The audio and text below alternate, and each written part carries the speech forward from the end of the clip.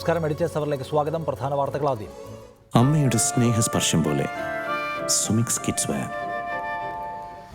അച്ചടക്ക ലംഘനങ്ങളിൽ VSന് താക്കീത് മാത്രം.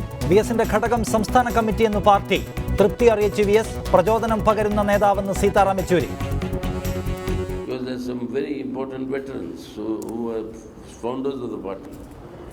So we want to gain from their experience and wisdom. ബന്ധു നിയമനം ചർച്ച ചെയ്തില്ല. വിഷയം കോടതിയിലെന്ന് ന്യായം. പ്രശ്നത്തിൽ സംസ്ഥാന കമ്മിറ്റി റിപ്പോർട്ട് നൽകണം. സംസ്ഥാനത്തെ ഭരണസ്തംഭനത്തിലേക്ക് തള്ളിവിട്ട് IASകാരുടെ പ്രതിഷേധം. കൂട്ടാവധിക്ക് അപേക്ഷ നൽകി. അസോസിയേഷനുമായി മുഖ്യമന്ത്രി നാളെ ചർച്ച നടത്തും. പ്രശ്നത്തിൽ ഇടപെടാതെ സർക്കാർ ഉറങ്ങുന്നുവെന്ന് പ്രതിപക്ഷം. തട്ടേക്കാട് വനത്തിലെ ആനവേട്ടക്കാരന്റെ മരണത്തിൽ 2 പേർ അറസ്റ്റിൽ. പിടിയിലായത് ടോണിയുടെ സുഹൃത്തുക്കൾ. വെടിയേറ്റത് അബദ്ധത്തിലെന്ന് പ്രതികളുടെ മൊഴി.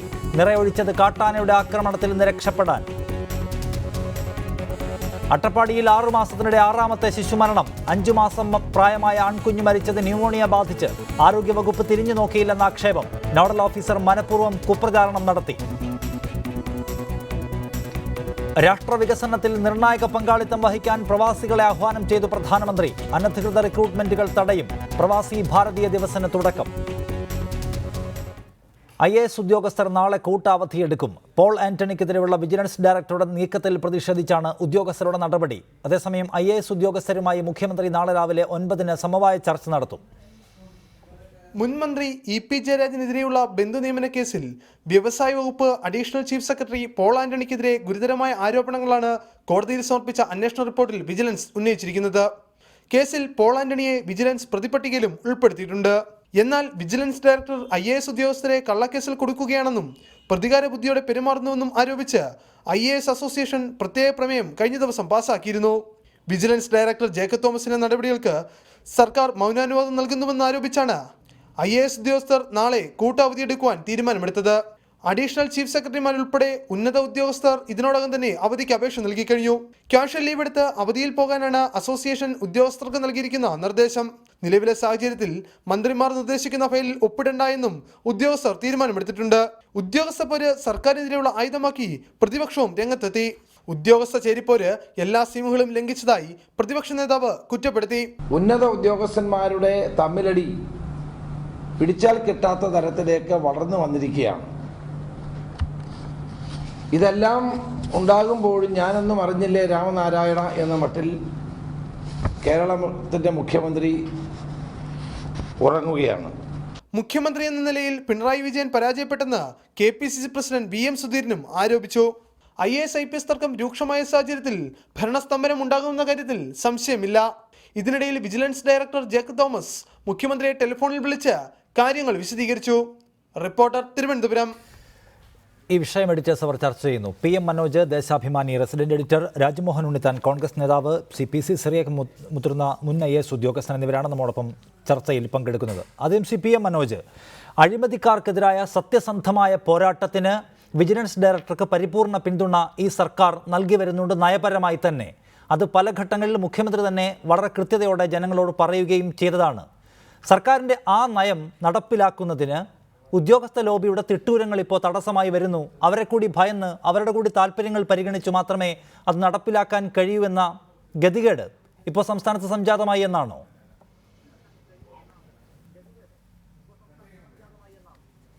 അങ്ങനെയല്ല. ഒരു കേസ് വന്നു. ആ കേസ് വന്നതിൻ്റെ അടിസ്ഥാനത്തിൽ കുറേ ഉദ്യോഗസ്ഥർ സമരം ചെയ്യുന്നു എന്ന് പറയുന്നത് ശരിയല്ല. അവർക്ക് അവരുടെ ഫീലിങ്സ് ഉണ്ടാവും, വികാരം ഉണ്ടാവും. കാരണം ഒരുപാട് കേസുണ്ട്.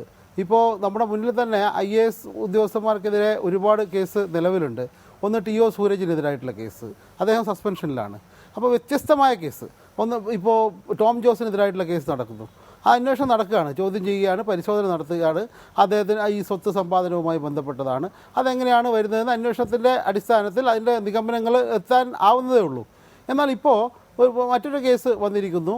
അത് EP ജയരാജൻ മന്ത്രിയായിരിക്കെ അദ്ദേഹത്തിൻ്റെ ഒരു ബന്ധു നിയമനവുമായി ബന്ധപ്പെട്ട് ഉയർന്ന വിവാദം.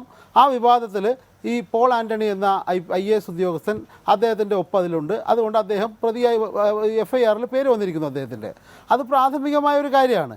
അപ്പോൾ അത് അത് ഏതെങ്കിലും തരത്തിൽ തടസ്സപ്പെടുത്തുക, അത് ഗവൺമെൻറ്റിനെതിരായിട്ടുള്ള ചില ഉദ്യോഗസ്ഥർക്കെതിരായിട്ടുള്ള വെല്ലുവിളിയാണ് എന്ന് പറയുന്നതിൽ അർത്ഥമുണ്ടെന്ന് തോന്നുന്നില്ല. അന്വേഷണം അതിൻ്റെ വഴിക്ക് നടക്കുക. നമ്മൾ സാധാരണ പറയാറുള്ളതാണല്ലോ, നിയമത്തിൻ്റെ വഴിക്ക് പോവുക, എന്നിട്ട് അതിൻ്റെ ഫലം എന്താണ് കാത്തു നിൽക്കുക. അതാണ് ഉദ്യോഗസ്ഥർ വേണ്ടത്. സമീപനം ഉദ്യോഗസ്ഥരോട് പകവീട്ടുകയോ ഇഷ്ടമില്ലാത്തവർക്കെതിരെ കേസുകൾ ഉണ്ടാക്കുകയോ ചെയ്യുന്നുവെന്ന വിമർശനമാണ് അവർക്കുള്ളത്. മന്ത്രിയുടെ നിർദ്ദേശം നടപ്പിലാക്കുക മാത്രം ചെയ്ത പോൾ ആന്റണിയെ പ്രതി ചേർക്കുക വഴി അദ്ദേഹം സ്വകാര്യ താല്പര്യം നടപ്പിലാക്കുന്നു എന്നതാണ് വിമർശനം. ഇപ്പോൾ 2010 സർക്കുലർ പ്രകാരം ഇവിടെ മന്ത്രിക്ക് താല്പര്യമുള്ളവരെ വകുപ്പിൻ്റെ കീഴിലുള്ള സ്ഥാപനങ്ങളുടെ തലപ്പത്ത് നിയോഗിക്കാൻ കഴിയുമെന്നൊക്കെയുള്ള സാങ്കേതിക ന്യായങ്ങൾ അവർ പറയുന്നുണ്ട്. ഇത്തരം വിശദീകരണങ്ങൾ അവർക്കുണ്ട്. അതിനെ എങ്ങനെയാണ് സർക്കാർ കാണുന്നത് എന്നാണ് താങ്കൾ മനസ്സിലാക്കുന്നത്?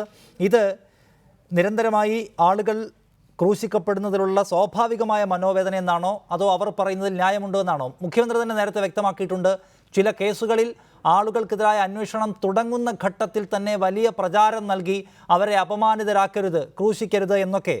ആ നിയന്ത്രണ രേഖ ജേക്കബ് തോമസ് മറികടക്കുന്നുണ്ട് എന്ന് തോന്നുന്നുണ്ടോ?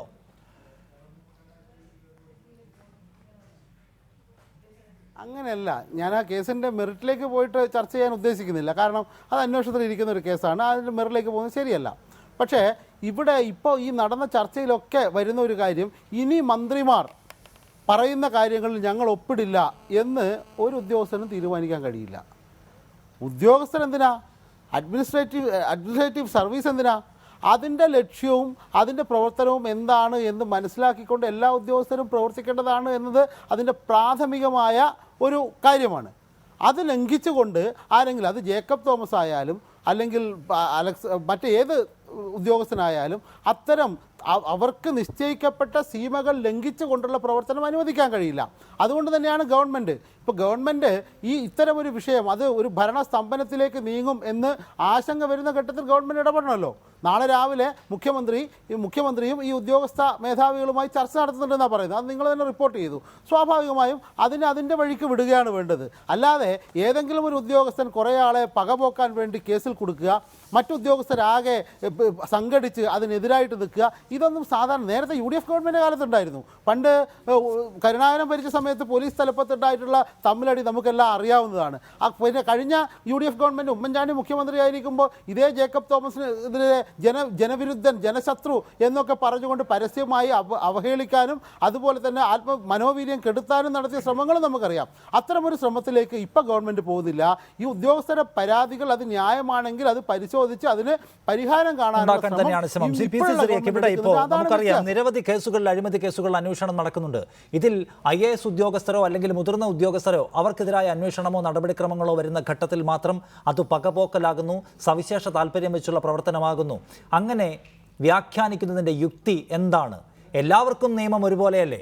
ഒരു വില്ലേജ് ഓഫീസർക്കോ പ്യൂണിനോ എതിരായാണ് ഇത്തരം നടപടികളെങ്കിൽ ഈ വലിയ പ്രതിഷേധം ഉണ്ടാവില്ലല്ലോ. മറിച്ച് മുതിർന്ന ഉദ്യോഗസ്ഥർക്കെതിരായ നടപടികൾ സ്വാഭാവികമായും എല്ലാവർക്കും ഉള്ളതുപോലെയുള്ള നടപടി അവർക്കെതിരെ വരുമ്പോൾ മാത്രം അത് പകപോക്കലായി വ്യാഖ്യാനിക്കുന്നതിൻ്റെ ന്യായം എന്താണ്? ഇല്ല, എല്ലാം നിയമത്തിൻ്റെ മുമ്പിൽ എല്ലാവരും തുല്യരാണ്, എല്ലാവരും ഒരുപോലെയാണ്. ഇവിടെ വന്നിരിക്കുന്നത് ഇപ്പം പോൾ ആൻ്റണി എന്ന ഉദ്യോഗസ്ഥൻ വളരെ സത്യസന്ധനാണെന്ന് പേര് കേട്ടിട്ടുള്ള ഒരാളാണ്. കുറച്ചുനാൾ മുൻപ് ധനകാര്യ സെക്രട്ടറി എബ്രഹാം, അദ്ദേഹം ഇതുപോലെ തന്നെ സത്യസന്ധനെന്ന് പേര് കേട്ടിട്ടുള്ളവരാണ്. അപ്പോൾ ഇങ്ങനെയുള്ളവരെ പറ്റി ആരോപണങ്ങൾ ഉന്നയിക്കപ്പെടുമ്പോൾ ആളുകൾ നെറ്റി വിളിക്കും, അവരെന്തെങ്കിലും തെറ്റ് ചെയ്തോ? അപ്പോഴാണ് മുഖ്യമന്ത്രി തന്നെ പറഞ്ഞു, ഒരു അന്വേഷണത്തിൻ്റെ ആരംഭഘട്ടത്തിൽ പരസ്യപ്പെടുത്തരുത്.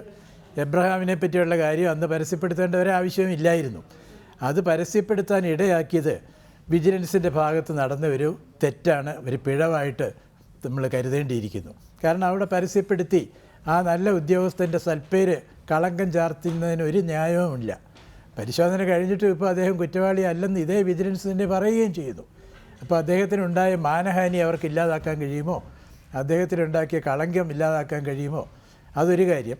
ഇപ്പോൾ വന്നിരിക്കുന്ന പോൾ ആൻ്റണിയുടെ കാര്യമാണെങ്കിലും ഏറ്റവും സത്യസന്ധനായ ഒരു ഉദ്യോഗസ്ഥനാണ്. വളരെ സെൻസിറ്റീവായിട്ടും അനേക കോടി രൂപ വേണമെങ്കിൽ ഉണ്ടാക്കാൻ കഴിയുന്നതുമായ പല വകുപ്പുകളിൽ അദ്ദേഹം ചുമതല ഏറ്റവും സത്യസന്ധമായിട്ടും കൃത്യമായിട്ടും നിർവഹിച്ചയാളാണെന്ന് പരക്കെ പറയും. ഈ വിജിലൻസ് ഉദ്യോഗസ്ഥന്മാർ തന്നെ പറയും അദ്ദേഹം കുറ്റവാളിയല്ല. പക്ഷേ അദ്ദേഹത്തിനെ മൂന്നാം പ്രതിയാക്കിയിരിക്കുന്നത് കൊണ്ടാണ് ആളുകൾക്ക് മനോവിഷമം ഉണ്ടാകുന്നത്. എങ്ങനെ പ്രതിയാക്കിയെന്ന് ചോദിച്ചാൽ മന്ത്രിയുടെ ഉത്തരവിനെ നടപ്പാക്കി. എന്നോട് ചോദിച്ചാൽ അദ്ദേഹം വേണമെങ്കിൽ പറയാമായിരുന്നു മന്ത്രിയുടെ ഉത്തരവ് ശരിയല്ല, ഇത് മന്ത്രി പുനഃപരിശോധിക്കണം എന്ന് അദ്ദേഹം പറഞ്ഞിരുന്നെങ്കിൽ നമ്മൾ അദ്ദേഹത്തിന് 100 മാർക്കും കൊടുക്കാമായിരുന്നു. പക്ഷേ അദ്ദേഹം അക്കാര്യം പറഞ്ഞില്ല. പകരം ഈ ഫയൽ ചീഫ് മിനിസ്റ്ററും കൂടെ കാണണമെന്നോ മറ്റോ എഴുതിയതായിട്ടാണ് പറയപ്പെടുന്നത്.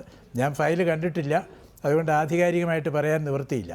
പക്ഷേ അദ്ദേഹം ഇക്കാര്യം മന്ത്രി പുനഃപരിശോധിക്കണം എന്ന് പറഞ്ഞൊരു വിയോജനക്കുറിപ്പ് എഴുതിയില്ലെങ്കിൽ പോലും അദ്ദേഹത്തെ പോലെ ഒരാൾ ഗൂഢാലോചനയിൽ പങ്കുചേർന്നു എന്നൊരാരോപണം ഉന്നയിക്കുന്നത് ബാലിശമായിട്ട് നിഷ്പക്ഷപതികൾക്ക്. ഇക്കാര്യത്തിൽ നിരന്തരമായ വിമർശനങ്ങൾ ഉന്നയിച്ചു പോരുകയാണ് IAS അസോസിയേഷൻ. ജേക്കബ് തോമസ് അദ്ദേഹം പ്രത്യേക താല്പര്യം വെച്ച് പ്രവർത്തിക്കുന്നു എന്നത് CPC സിറിയക്ക് ഇവിടെ ഇപ്പോൾ അവർ ഉന്നയിക്കുന്ന ഒരു പ്രധാനപ്പെട്ട ആരോപണം. ഇത് ഒരു മന്ത്രിയുടെ നിർദ്ദേശം അനുസരിക്കുക മാത്രമാണ് ചെയ്തിട്ടുള്ളത്. വ്യക്തിപരമായ എന്തെങ്കിലും നേട്ടമുണ്ടാക്കുന്നതിന് വേണ്ടി പ്രത്യേക ഗൂഢാലോചന പോൾ ആന്റണി നടത്തിയിട്ടില്ല. അദ്ദേഹം സത്യസന്ധനായ ഉദ്യോഗസ്ഥനാണ് എന്ന്. എന്നാൽ ഇന്ത്യൻ പീനൽ കോഡോ അല്ലെങ്കിൽ അഴിമതി നിരോധന നിയമമോ അടക്കമുള്ള കുറ്റങ്ങൾ ചുമത്താൻ കഴിയുമായിരുന്ന ആരോപണങ്ങൾ ഉയർന്നു വന്നിട്ട് കൂടി ജേക്കബ് തോമസിനോട് സർക്കാർ സ്വീകരിക്കുന്ന മൃദു സമീപനം അംഗീകരിക്കാൻ കഴിയാത്തതാണ്. അദ്ദേഹത്തിന് 40 കോടിയുടെ സ്വത്തുണ്ട് എന്ന ആരോപണം ഉയരുന്നു. അതേക്കുറിച്ചൊരു വിശദീകരണം തേടാൻ പോലും സർക്കാർ തയ്യാറാവുന്നില്ല എന്ന്. ഇവിടെ ഇവരുടെ ഈ ദ്വന്ദ്വ യുദ്ധങ്ങളിലും അല്ലെങ്കിൽ ഇതുമായി ബന്ധപ്പെട്ട വിവാദങ്ങളിലൊക്കെ ജേക്കബ് തോമസിന് സർക്കാർ ബ്ലാങ്ക് ചെക്ക് നൽകിയിരിക്കുകയാണോ? അങ്ങനെ സർക്കാർ സ്വീകരിക്കുന്ന ഇതിലെ ഒരു സമീപനം ഒരു പ്രധാനപ്പെട്ട പ്രശ്നമാണോ ഇത്തരം തർക്കങ്ങൾക്ക്? ഇപ്പം ഞാൻ പറഞ്ഞതുപോലെ പോൾ ആൻ്റണിയെ പറ്റിയും എബ്രഹാമിനെ പറ്റിയും പറഞ്ഞതുപോലെ തന്നെ ജേക്കബ് തോമസും സത്യനിഷ്ഠയുള്ള ഉദ്യോഗസ്ഥനായിട്ടാണ് നമ്മളെല്ലാവരും അറിയുകയും കേൾക്കുകയും ചെയ്യുന്നത്. അദ്ദേഹത്തെപ്പറ്റി എന്തെങ്കിലും ആരോപണം ഉന്നയിക്കുക എന്നുള്ളതല്ല IAS ഉദ്യോഗസ്ഥന്മാർ ഇപ്പോൾ ചെയ്തിരിക്കുന്നതെന്നാണ് ഞാൻ മനസ്സിലാക്കുന്നത്. അവരുടെ പരാതി അവരുടെ കൂട്ടത്തിലുള്ള നല്ല ഉദ്യോഗസ്ഥന്മാരെ പറ്റി അന്വേഷണം നടത്തി, എബ്രഹാമിനെ പറ്റി അന്വേഷണം നടത്തിയപ്പോൾ പരസ്യപ്പെടുത്തി. ഇപ്പോൾ ഇദ്ദേഹത്തിന് പോൾ ആൻ്റണിക്ക് അദ്ദേഹം എന്തായാലും ഗൂഢാലോചനയിൽ അദ്ദേഹം പങ്കാളിയാകില്ലെന്ന് എല്ലാവർക്കും അറിയാം. അപ്പോൾ അത് ആ പോലീസ് ഉദ്യോഗസ്ഥരും പറയേണ്ടിയിരുന്നു. പോൾ ആൻ്റണി വിയോജനക്കുറിപ്പ് രേഖപ്പെടുത്തിയില്ലെങ്കിൽ പോലും അദ്ദേഹം ഇങ്ങനെ EP ജയരാജൻ്റെ മരുമകനെ അപ്പോയിൻ്റ് ചെയ്യാൻ വേണ്ടി എന്തെങ്കിലും ഒരു ഗൂഢാലോചനയിൽ പങ്കെടുത്തിരിക്കും എന്ന് വിശ്വസിക്കാൻ ഒരു ന്യായവുമില്ലാത്ത സ്ഥിതിക്ക് അദ്ദേഹത്തെ പ്രതി ചേർത്തത് ശരിയായില്ല. അത് ആ പ്രതി ചേർക്കൽ അവോയ്ഡ് ചെയ്യാമായിരുന്നു, ഒഴിവാക്കാമായിരുന്നു. അല്ലാതെ ജേക്കബ് തോമസിൻ്റെ പേരിൽ പുതിയ ആരോപണങ്ങൾ ഉന്നയിക്കുന്നതെന്നുള്ളത് എനിക്ക് തോന്നുന്നില്ല IAS അസോസിയേഷൻകാരങ്ങനെ പറയുന്നുണ്ടായിരിക്കുമെന്ന്. അഥവാ ആരോപണങ്ങളുണ്ടെങ്കിൽ അന്വേഷിക്കട്ടെ, അതിനെപ്പറ്റി എനിക്കൊന്നും പറയാനില്ല. ഞാൻ പറയുന്നത് ഇത്രയേ ഉള്ളൂ, മറ്റുദ്യോഗസ്ഥന്മാരെ പോലെ തന്നെ ഈ ജേക്കബ് തോമസിനെ പറ്റിയും നല്ല ഒരു റെപ്യൂട്ടേഷനുള്ള ഒരാൾ എന്നുള്ളതാണ്. PM മനോജ്, അതിനുള്ള മറുപടി എന്താണ്? ഇതിൽ നേരത്തെ തന്നെ ഒരു തർക്കമുണ്ടായ ഘട്ടത്തിൽ മുഖ്യമന്ത്രി വളരെ തെളിമയോടുകൂടി സർക്കാരിന്റെ നയം വ്യക്തമാക്കിയതാണ്. ഒന്ന്, അഴിമതിക്കെതിരായ സത്യസന്ധമായ അന്വേഷണത്തിന് ഒരു തടസ്സവും ഈ സർക്കാരിന്റെ ഭാഗത്തുനിന്ന് ഉണ്ടാവില്ല. മറ്റൊന്ന്, അഴിമതി അന്വേഷണം നടത്തുന്ന ഘട്ടത്തിൽ പ്രാഥമിക ഘട്ടത്തിൽ തന്നെ വലിയ പ്രചാരം കൊടുത്ത് അല്ലെങ്കിൽ കൂടുതൽ അവധാനതയില്ലാത്ത നടപടികൾ എടുത്തുകൊണ്ട് അനാവശ്യമായ ആളുകളെ ക്രൂശിക്കുന്ന നില ഉണ്ടാവരുത്, അത് അപകടകരമാണ് എന്ന്. അത് കൃത്യതയോടെ ഇവിടുത്തെ വിജിലൻസ് സംവിധാനം പാലിച്ചു പോകുന്നുണ്ട് എന്ന് താങ്കൾ നിരീക്ഷിക്കുന്നുണ്ടോ? അതോ അക്കാര്യത്തിൽ അവധാനതയില്ല? ഇപ്പോൾ ചൂണ്ടിക്കാണിച്ചതുപോലെ ഒരു മന്ത്രിയുടെ നിർദ്ദേശം പാലിച്ചു എന്നതിൻ്റെ പേരിൽ ഗൂഢാലോചന കേസിൽ പങ്കാളിയാക്കുന്നതടക്കം അതുമായി ബന്ധപ്പെട്ട് വാർത്താ പ്രചാരം നൽകുന്നതിലടക്കം സർക്കാർ മുഖ്യമന്ത്രി പ്രത്യേകമായി നൽകിയിരിക്കുന്ന നിർദ്ദേശം ഗൗരവത്തോടെ പാലിക്കുന്നതിൽ വിജിലൻസിന് വീഴ്ചയുണ്ട് എന്ന വിമർശനം സാധുവാണോ?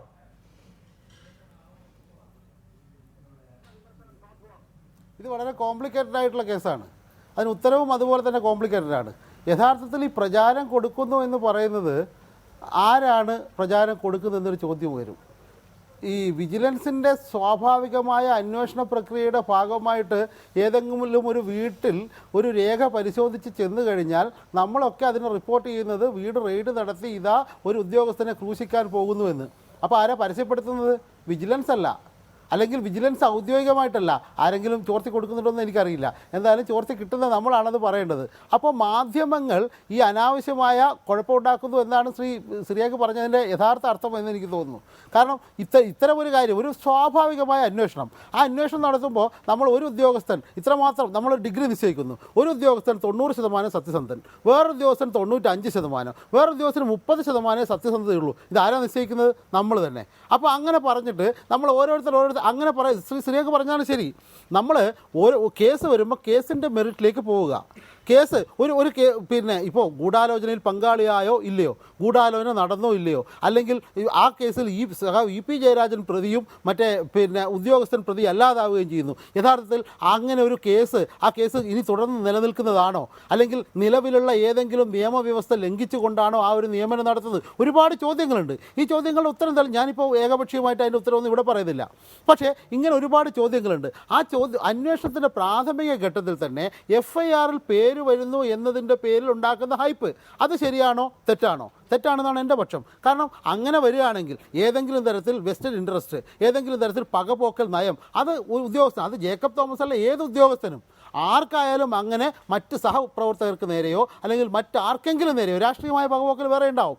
അങ്ങനെ രാഷ്ട്രീയമായോ മറ്റേതെങ്കിലും തരത്തിലോ പകപോക്കലോ അവിഹിതമായ അനാവശ്യമായ എന്തെങ്കിലും ഇടപെടലോ ഉണ്ടായിട്ടുണ്ടെങ്കിൽ അതിനെയാണ് നമ്മൾ എതിർക്കേണ്ടത്.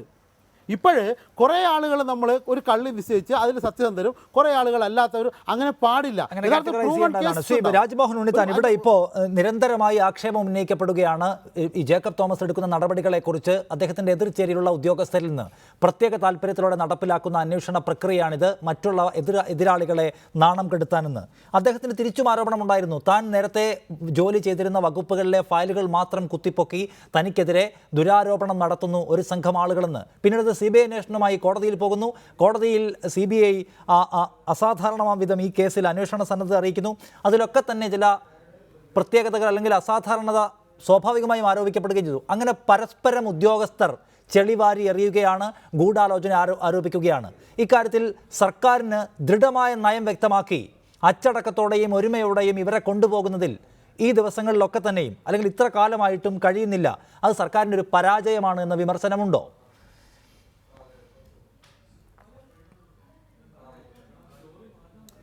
തീർച്ചയായിട്ടും ഇന്ന് ഈ വിഷയം ഇവിടെ ചർച്ച ചെയ്യാൻ പ്രധാനപ്പെട്ട രണ്ട് കാരണങ്ങളാണുള്ളത്. അതിലൊന്ന്, ശ്രീ EP ജയരാജൻ്റെ നിയമന വിവാദവുമായി ബന്ധപ്പെട്ട കേസിൽ മൂന്നാം പ്രതിയായി ശ്രീ പോൾ ആൻ്റണിയുടെ പേര് ഗൂഢാലോചന കുറ്റത്തിന് 120B അനുസരിച്ച് ഉൾപ്പെടുത്തിയതാണ് പ്രധാനപ്പെട്ട ഒരു കാര്യം. നമ്മളിവിടെ മനസ്സിലാക്കേണ്ടത്, അതിനകത്ത് ഗൂഢാലോചന എന്ന് പറയുമ്പോൾ ഈ പൊതുമേഖലാ സ്ഥാപനങ്ങളുടെ പുനഃസംഘടനയ്ക്ക് വേണ്ടി നിയോഗിച്ച റിയാബ് ചില മാനദണ്ഡങ്ങൾ പരസ്യപ്പെടുത്തിയിട്ടുണ്ട്. കേരളത്തിലെ മുഖ്യമന്ത്രിയാണ് ആദ്യമായി പറഞ്ഞത്, ഇത്തവണ പൊതുമേഖലാ സ്ഥാപനങ്ങളുടെ ജനറൽ മാനേജർമാരെയും മാനേജിംഗ് ഡയറക്ടർമാരെയും നിയമിക്കുമ്പോൾ റിയാബിൻ്റെ മാനദണ്ഡങ്ങൾ പരിപൂർണമായി പാലിച്ചിരിക്കണമെന്ന് പറഞ്ഞത് കേരളത്തിലെ മുഖ്യമന്ത്രിയാണ്. അപ്പോൾ ഒരു പൊതുമേഖലാ സ്ഥാപനത്തിൻ്റെ MD ആയിട്ടോ ജനറൽ മാനേജറായിട്ടോ നിയമിക്കണമെങ്കിൽ ഏറ്റവും കുറഞ്ഞത് MBA ഡിഗ്രി വേണം, അതല്ലെങ്കിൽ എഞ്ചിനീയറിംഗ് ഡിഗ്രി വേണം, 10 വർഷക്കാലം ഒരു പൊതുമേഖലാ സ്ഥാപനത്തിൽ പ്രവർത്തിച്ച പ്രവർത്തന പാരമ്പര്യം വേണം, 5 വർഷക്കാലം ഒരു സ്ഥാപനത്തിൻ്റെ മേധാവിയായി പ്രവർത്തിക്കണം. അപ്പോൾ ഇപ്പോൾ ശ്രീ ജയരാജൻ്റെ ഭാര്യ സഹോദരിയുടെ മകനെ നിയമിച്ചത്, അല്ലെങ്കിൽ അദ്ദേഹത്തിൻ്റെ സഹോദരൻ്റെ മകൻ്റെ ഭാര്യയെ നിയമിച്ചത് ഈ മാനദണ്ഡങ്ങളൊക്കെ ലംഘിച്ചാണ്. അപ്പോൾ സ്വാഭാവികമായി അത് ഗുരുതരമായ ഒരു സത്യപ്രതിജ്ഞാ ലംഘനമാണ്. അതുപോലെ തന്നെ സ്വജനപക്ഷപാതം അഴിമതിയാണെന്ന് മാർക്സിസ്റ്റ് പാർട്ടി തന്നെ പരസ്യപ്പെടുത്തിയിട്ടുള്ള കാര്യമാണ്. അപ്പോൾ സ്വാഭാവികമായി ഒരു അഴിമതി നടന്നിരിക്കുന്നു, സ്വജനപക്ഷപാതം നടന്നിരിക്കുന്നു, സത്യപ്രതിജ്ഞാ ലംഘനം നടന്നിരിക്കുന്നു. അതുമാത്രമല്ല, ഒരു കോടതിയുടെ മുമ്പാകെ അല്ലാതെ പരസ്യമായി ആ കുറ്റസമ്മതം മാർക്സിസ്റ്റ് പാർട്ടിയുടെ സംസ്ഥാന സെക്രട്ടറി നടത്തിയിട്ടുണ്ട്, ശ്രീ കോടിയേരി ബാലകൃഷ്ണൻ. അപ്പോൾ ഒരു ജുഡീഷ്യൽ കൺഫെക്ഷൻ അല്ല നടത്തിയത്, ഒരു എക്സ്ട്രാ ജുഡീഷ്യൽ കൺഫെക്ഷനാണ് നടന്നിരിക്കുന്നത്. കോടതിയുടെ മുമ്പിലല്ലാതെ കോടതിക്ക് പുറത്ത് ഒരു തെറ്റ് സംഭവിച്ചതായി പാർട്ടി സെക്രട്ടറി പരസ്യമായി പറഞ്ഞു. അതിൻ്റെ അടിസ്ഥാനത്തിലാണല്ലോ മന്ത്രി രാജിവെക്കണമെന്ന് പാർട്ടി തീരുമാനമെടുത്തതും അദ്ദേഹം രാജിവെച്ചതും. അപ്പോൾ ഇതിനകത്ത് ഈ ജയരാജൻ്റെ ഭാര്യ സഹോദരിയുടെ മകനെ നിയമിക്കുന്നതുകൊണ്ട് എന്തെങ്കിലും ഒരു ഗുണം ഈ മൂന്നാം സ്ഥാനത്തുള്ള ആളിന് വേണമല്ലോ, ഈ IAS ഉദ്യോഗത്തിന് വേണമല്ലോ. ഗൂഢാലോചനയിൽ പങ്കെടുക്കണമെങ്കിൽ അദ്ദേഹത്തിൻ്റെ ഒരു ഇൻറ്റൻഷൻ വേണമല്ലോ. എന്താ ഇതിനകത്ത് ഇൻറ്റൻഷൻ? ഇവിടെ നമുക്കൊരു കാര്യം പറയാം. ഇവിടെ ശ്രീ മനോജ് പറഞ്ഞതനുസരിച്ചിട്ടാണെങ്കിൽ ഉദ്യോഗസ്ഥന്മാർ ഓറലായി കൊടുക്കുന്ന ഉത്തരവുകൾ പാലിക്കാൻ ഒരിക്കലും തയ്യാറാകേണ്ട കാര്യമില്ല. റിട്ടണായി കൊടുക്കുന്ന ഉത്തരവുകൾ പാലിച്ചു കഴിഞ്ഞാൽ മന്ത്രിയുടെ ഉത്തരവ് റിട്ടൺ ആണെങ്കിൽ ഉദ്യോഗസ്ഥന് ഭയപ്പെടേണ്ട ഒരു കാര്യവുമില്ല. ഇവിടെ റിയാബിൻ്റെ മാനദണ്ഡങ്ങൾ പാലിച്ചല്ല ഈ നിയമനം ഉള്ളതുകൊണ്ടാണ് ബഹുമാനപ്പെട്ട ശ്രീ പോൾ ആൻ്റണി ഈ ഫയൽ മുഖ്യമന്ത്രി കാണണം എഴുതിയത്. അപ്പോൾ അതിനകത്ത് രണ്ട് വശങ്ങളുണ്ട്. ഒന്നുകിൽ മുഖ്യമന്ത്രി ഈ ഫയൽ കണ്ടെങ്കിൽ അതിനെക്കുറിച്ചൊരു വിശദീകരണം വേണം. അതല്ല, മുഖ്യമന്ത്രി ഈ ഫയൽ കണ്ടിട്ടില്ല. എന്തുകൊണ്ടാണ് ഒരു IAS ഉദ്യോഗസ്ഥൻ മുഖ്യമന്ത്രി ഈ ഫയൽ കാണണം എന്ന് പറഞ്ഞിട്ട് അദ്ദേഹത്തെ കാണിക്കാത്തത്? ആരാണ് കാണിക്കാത്തത്? ആരാണ് മുഖ്യമന്ത്രിയുടെ ശ്രദ്ധയിൽ ഈ ഫയൽ കൊണ്ടുവരാത്തത്? അതല്ല, മുഖ്യമന്ത്രി കണ്ടെങ്കിൽ ബാക്കി കാര്യങ്ങളെക്കുറിച്ചൊരു വിശദീകരണം നമുക്ക് കിട്ടണം. അപ്പോൾ സ്വാഭാവികമായി വ്യവസായ മന്ത്രിയുടെ ഓറൽ അല്ലാത്ത റിട്ടണായ ഒരു ഉത്തരവ് പാലിക്കുക വഴി കോൺസ്പിറസിക്കകത്ത് ആ ഉദ്യോഗസ്ഥനെ പെടുത്തിയത് ഗുരുതരമായ തെറ്റാണ്. അതുകൊണ്ടാണ് ഇപ്പോൾ ശ്രീ സിറിയക് സാർ സൂചിപ്പിച്ച പോലെ അദ്ദേഹത്തിൻ്റെ ട്രാക്ക് റെക്കോർഡ് വളരെ നല്ലതാണ്. രണ്ടാമത്തെ കാര്യം നമുക്ക് പറയാം, കേരളത്തിൻ്റെ ധനകാര്യ സെക്രട്ടറി ആയ ശ്രീ എബ്രഹാമിനെ കുറിച്ച് എല്ലാ ഗവൺമെൻറ്റുകളുടെ കാലത്തും മന്ത്രിമാർക്കൊക്കെ മതിപ്പാണ്. ഈ അടുത്ത കാലത്ത് ഇടതുപക്ഷ ജനാധിപത്യ മുന്നണിയുടെ പ്രഖ്യാപിത ലക്ഷ്യങ്ങളിലൊന്നായ കിഫ്ബിയുടെ പിറകിൽ പ്രവർത്തിക്കുന്നതും അദ്ദേഹമാണ്. അതുകൊണ്ടാണ് ശ്രീ തോമസ് ഐസക് അസന്നിഗ്ധമായി പറഞ്ഞത് അദ്ദേഹത്തിനെതിരെ എടുത്തിരിക്കുന്ന സകല നടപടികളും അംഗീകരിക്കാനാവില്ല. ഇവിടെ എന്താ സംഭവിച്ചത്? അദ്ദേഹം വീട്ടിലില്ലാത്ത സമയത്ത് അദ്ദേഹത്തിൻ്റെ ഭാര്യ തനിച്ചുള്ള സമയം നോക്കി അവിടെ ചെന്ന് ആ ചെല്ലുന്ന കാഴ്ചകളൊക്കെ ചാനലുകളിലൊക്കെ വന്നു. നമ്മളറിയാം, ഇന്ന് പ്രിൻ്റഡ് മീഡിയയുടെ കാലമല്ല, ആയിരുന്നെങ്കിൽ അത് സഹിക്കാം. ഇലക്ട്രോണിക് മീഡിയയുടെ കാലമാണ്. ഇലക്ട്രോണിക് മീഡിയയുടെ കാലത്ത് ഒരു IAS ഓഫീസർ, അതും സീനിയറായ ഒരു IAS ഓഫീസർ, അതും അഡീഷണൽ ചീഫ് സെക്രട്ടറിയുടെ പദവി വഹിക്കുന്നത് മാത്രമല്ല ട്രാക്ക് റെക്കോർഡ് വളരെ നല്ല ഒരു ഉദ്യോഗസ്ഥൻ, ആ ഉദ്യോഗസ്ഥന് വീട്ടിൽ ഒരു റെയ്ഡ് നടത്തണമെങ്കിൽ അത് കൊട്ടിഘോഷിച്ച് നടത്തേണ്ട കാര്യമില്ല, അത് പരമരഹസ്യമായി നടത്താവുന്നേ ഉള്ളൂ. ഇത് വിജിലൻസ് ഡയറക്ടർ ഓരോ സംഗതികൾ ചെയ്യുമ്പോഴും അദ്ദേഹം ഒരു ചീപ്പ് പോപ്പുലാരിറ്റിക്ക് വേണ്ടി ശ്രമിക്കുന്നു എന്ന് ആരെങ്കിലും സംശയിച്ചാൽ, ആരെങ്കിലും കുറ്റപ്പെടുത്തിയാൽ, ആ കുറ്റപ്പെടുത്തുന്ന ആളുകളെ ഒരിക്കലും നമുക്ക് ഒരു കാരണവശാലും കുറ്റം പറയാനാവില്ല. എന്തുകൊണ്ടെന്നാൽ പോപ്പുലാരിറ്റിയെ കുറിച്ചാണ് മുഖ്യമന്ത്രി നേരത്തെയും പറഞ്ഞത്. അത്തരം താല്പര്യങ്ങൾ വെച്ചുകൊണ്ട് പ്രവർത്തിക്കുന്നത് അപകടകരമാണ്, അത് പാടില്ല എന്ന്. നാളെ ഇപ്പോൾ മുഖ്യമന്ത്രിയെ കാണാൻ തീരുമാനിച്ചിട്ടുണ്ട് IAS ഉദ്യോഗസ്ഥർ. ജേക്കബ് തോമസിനെതിരായ നിവേദനം നൽകുകയാണ് അവരുടെ പ്രധാന പദ്ധതി. എന്നാൽ നിസ്സഹകരണ തീരുമാനത്തിൽ നിന്ന് പിന്മാറേണ്ടതില്ല എന്നവർക്ക് ഖണ്ഡിതമായ ആലോചനയുണ്ട് എന്ന് മനസ്സിലാക്കുന്നു. സർക്കാർ ഇക്കാര്യത്തിൽ സ്വീകരിച്ചിട്ടുള്ള നയത്തിൽ എന്തെങ്കിലും ഒരു മാറ്റം ജേക്കബ് തോമസിൻ്റെ കാര്യത്തിൽ വരുത്തേണ്ട സാഹചര്യമുണ്ട് എന്ന് താങ്കളൊരു മാധ്യമപ്രവർത്തകൻ എന്ന നിലയ്ക്ക് കാണുന്നുണ്ടോ? ഇവിടെ ഇപ്പോൾ അനാവശ്യ തിടുക്കവും അവധാനതക്കുറവും പ്രചാരണ താല്പര്യവുമൊക്കെ ജേക്കബ് തോമസ് കാണിക്കുന്നുണ്ട് എന്ന വിമർശനത്തിന് എന്തെങ്കിലും ഒരു സ്പേസ് ഇവിടെ ഉണ്ടോ? അതോ അദ്ദേഹം ചട്ടപ്രകാരമുള്ള നടപടികളുമായി മുന്നോട്ട് പോകുന്നു? ഒരു കേസിൽ പ്രാഥമിക അന്വേഷണം നടത്തുമ്പോൾ സ്വാഭാവികമായും ഈ ഉദ്യോഗസ്ഥനെ പ്രതി ചേർക്കാൻ വകുപ്പുണ്ട് എന്ന് മനസ്സിലാക്കി അത് ചെയ്യുക മാത്രമാണ് ചെയ്യുന്നത്.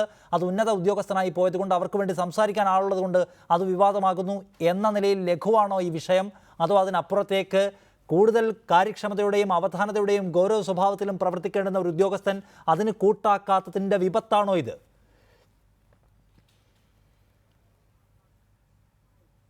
ജേക്കബ് തോമസ് അല്ല, ഇനിയിപ്പോൾ ഏത് ഉദ്യോഗസ്ഥനായാലും നിശ്ചയിക്കപ്പെട്ട നിയമത്തിൻ്റെയും ചട്ടത്തിൻ്റെയും പരിധിക്കുള്ളിൽ നിന്നല്ല പ്രവർത്തിക്കുന്നുണ്ടെങ്കിൽ അത് പരിശോധിക്കപ്പെടേണ്ടത് തന്നെയാണ്. ഇവിടെ വാർത്തകൾ തുരുതുരാ വരുന്നുണ്ട്.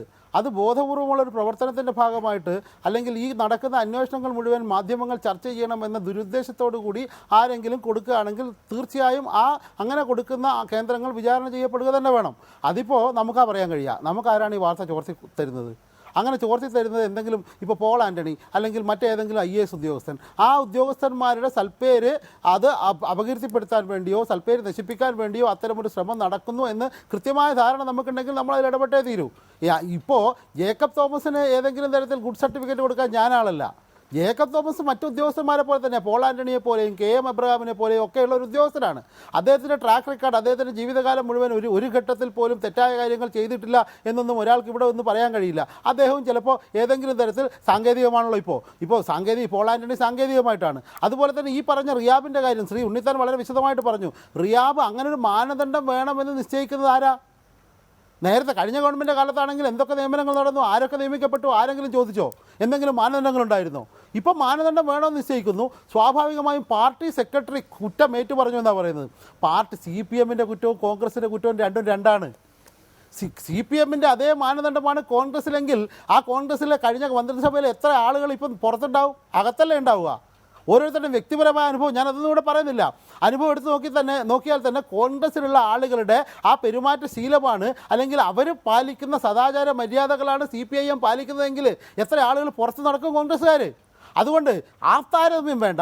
CPIM-ന് കൃത്യമായ സ്റ്റാൻഡേർഡ് ഉണ്ട്. ആ സ്റ്റാൻഡേർഡ്, അതായത് അഴിമതിക്കെതിരായിട്ടുള്ള നിലപാടുണ്ട്, അതുപോലെ സമൂഹത്തിൽ എങ്ങനെ പെരുമാറണം എന്ന കാർക്കശ്യമുണ്ട്. അങ്ങനെ പെരുമാറിയില്ലെങ്കിൽ കൃത്യമായി ഇടപെടുന്ന പാർട്ടിയുണ്ട്.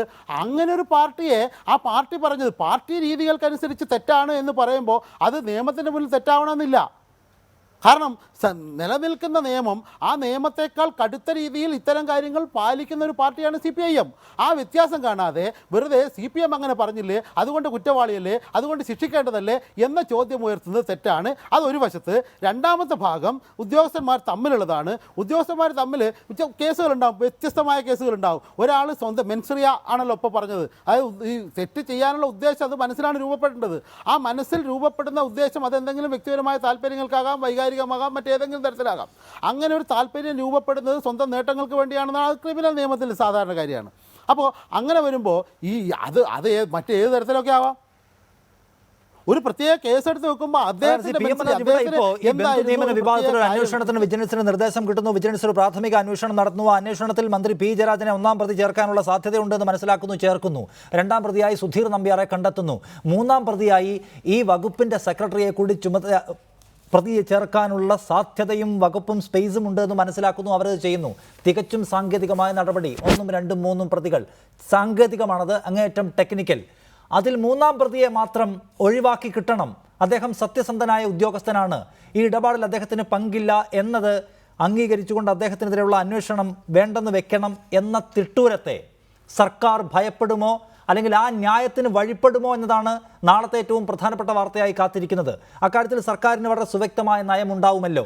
നിങ്ങളുടെ സർക്കാർ, നിങ്ങളുടെ ഏറ്റവും പ്രധാനപ്പെട്ട ഒരു മന്ത്രിക്ക് മാറി നിൽക്കേണ്ടി വന്ന കേസിൽ അദ്ദേഹത്തിനും അദ്ദേഹത്തിൻ്റെ വളരെ അടുത്ത അനുയായിക്കും എതിരെ കേസെടുത്തിരിക്കുകയാണ്. ആ കേസിൽ ഒരു ഉദ്യോഗസ്ഥനെ മാത്രമായി രക്ഷപ്പെടുത്തണമെന്ന നയം സ്വീകരിക്കാൻ കഴിയുമോ? ആ തിട്ടൂരത്തിന് വഴങ്ങാൻ കഴിയുമോ?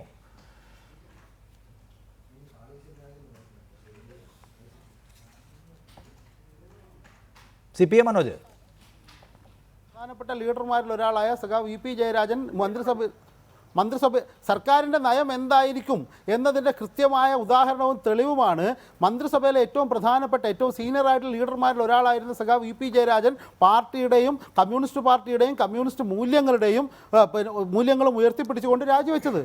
അങ്ങനെയാണ് പാർട്ടി തീരുമാനിച്ചത്. അതുകൊണ്ട് തന്നെ ഈ കാര്യത്തിൽ ഏതെങ്കിലും വശത്തേക്ക് ചായുന്നതോ അല്ലെങ്കിൽ നീതി നിഷേധിക്കുന്നതോ അല്ലെങ്കിൽ നീതി നിർവഹണത്തിന് തടസ്സം നിൽക്കുന്നതോ ആയ ഒരു സമീപനവും CPIM-ൻ്റെതോ CPIM നയിക്കുന്ന CPIM-ന്റെ പോളിറ്റ് ബ്യൂറോ മെമ്പറായിട്ടുള്ള സഖാവ് പിണറായി വിജയൻ നയിക്കുന്ന ഗവൺമെന്റിന്റെയോ ഭാഗത്തു അതിൽ കുറച്ച് വ്യക്തതയോടെ എല്ലാം ഉണ്ട്. PC ശരിയാക്കി താങ്കൾ ഇത് കേൾക്കൂ. അതായത് ഇത് CPIM-ന്റെ ഏറ്റവും സുപ്രധാന വ്യക്തിത്വങ്ങളിൽ ഒരാളായിരുന്ന ആളാണ് മന്ത്രിസ്ഥാനത്ത് നിന്ന് രാജിവെക്കേണ്ടി വന്നത്. മാറി നിൽക്കാൻ സർക്കാരും പാർട്ടിയും ആവശ്യപ്പെട്ടത് പ്രകാരം മാറി നിന്നതാണ് അദ്ദേഹം. ഇപ്പോൾ അദ്ദേഹത്തിനെതിരെ കേസും ഉണ്ടായിരിക്കുകയാണ്.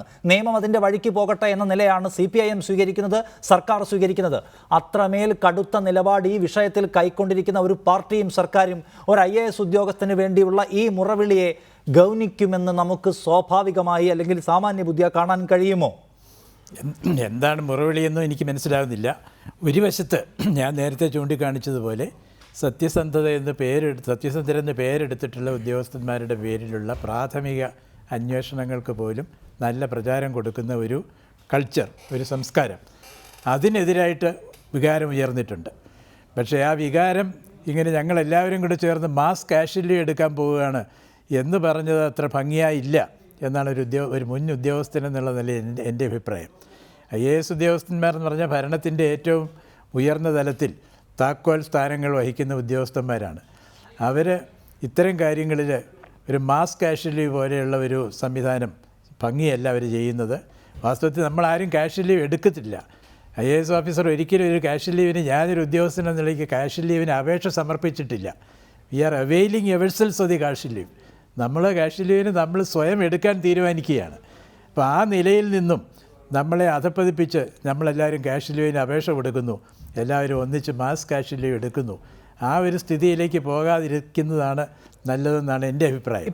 പക്ഷേ മുഖ്യമന്ത്രിയും ചീഫ് സെക്രട്ടറിയും എന്താ പറയാൻ പോകുന്നതെന്ന് എനിക്കറിഞ്ഞുകൂടാ. പക്ഷേ ഈ കാര്യത്തിൽ IAS ഉദ്യോഗസ്ഥർ പറയുകയാണ് ഞങ്ങളോട് പ്രത്യേകമായ വിരോധം വെച്ച് പെരുമാറുന്നുവെന്ന്. എന്നിട്ട് അവരുടെ ഈ യോഗത്തിൽ അവർ പ്രധാനമായും ഉന്നയിക്കുന്നത് 40 കോടി രൂപയുടെ അനധികൃത സ്വത്ത് ഈ വിജിലൻസ് ഡയറക്ടർക്കുണ്ട് എന്നതാണ്.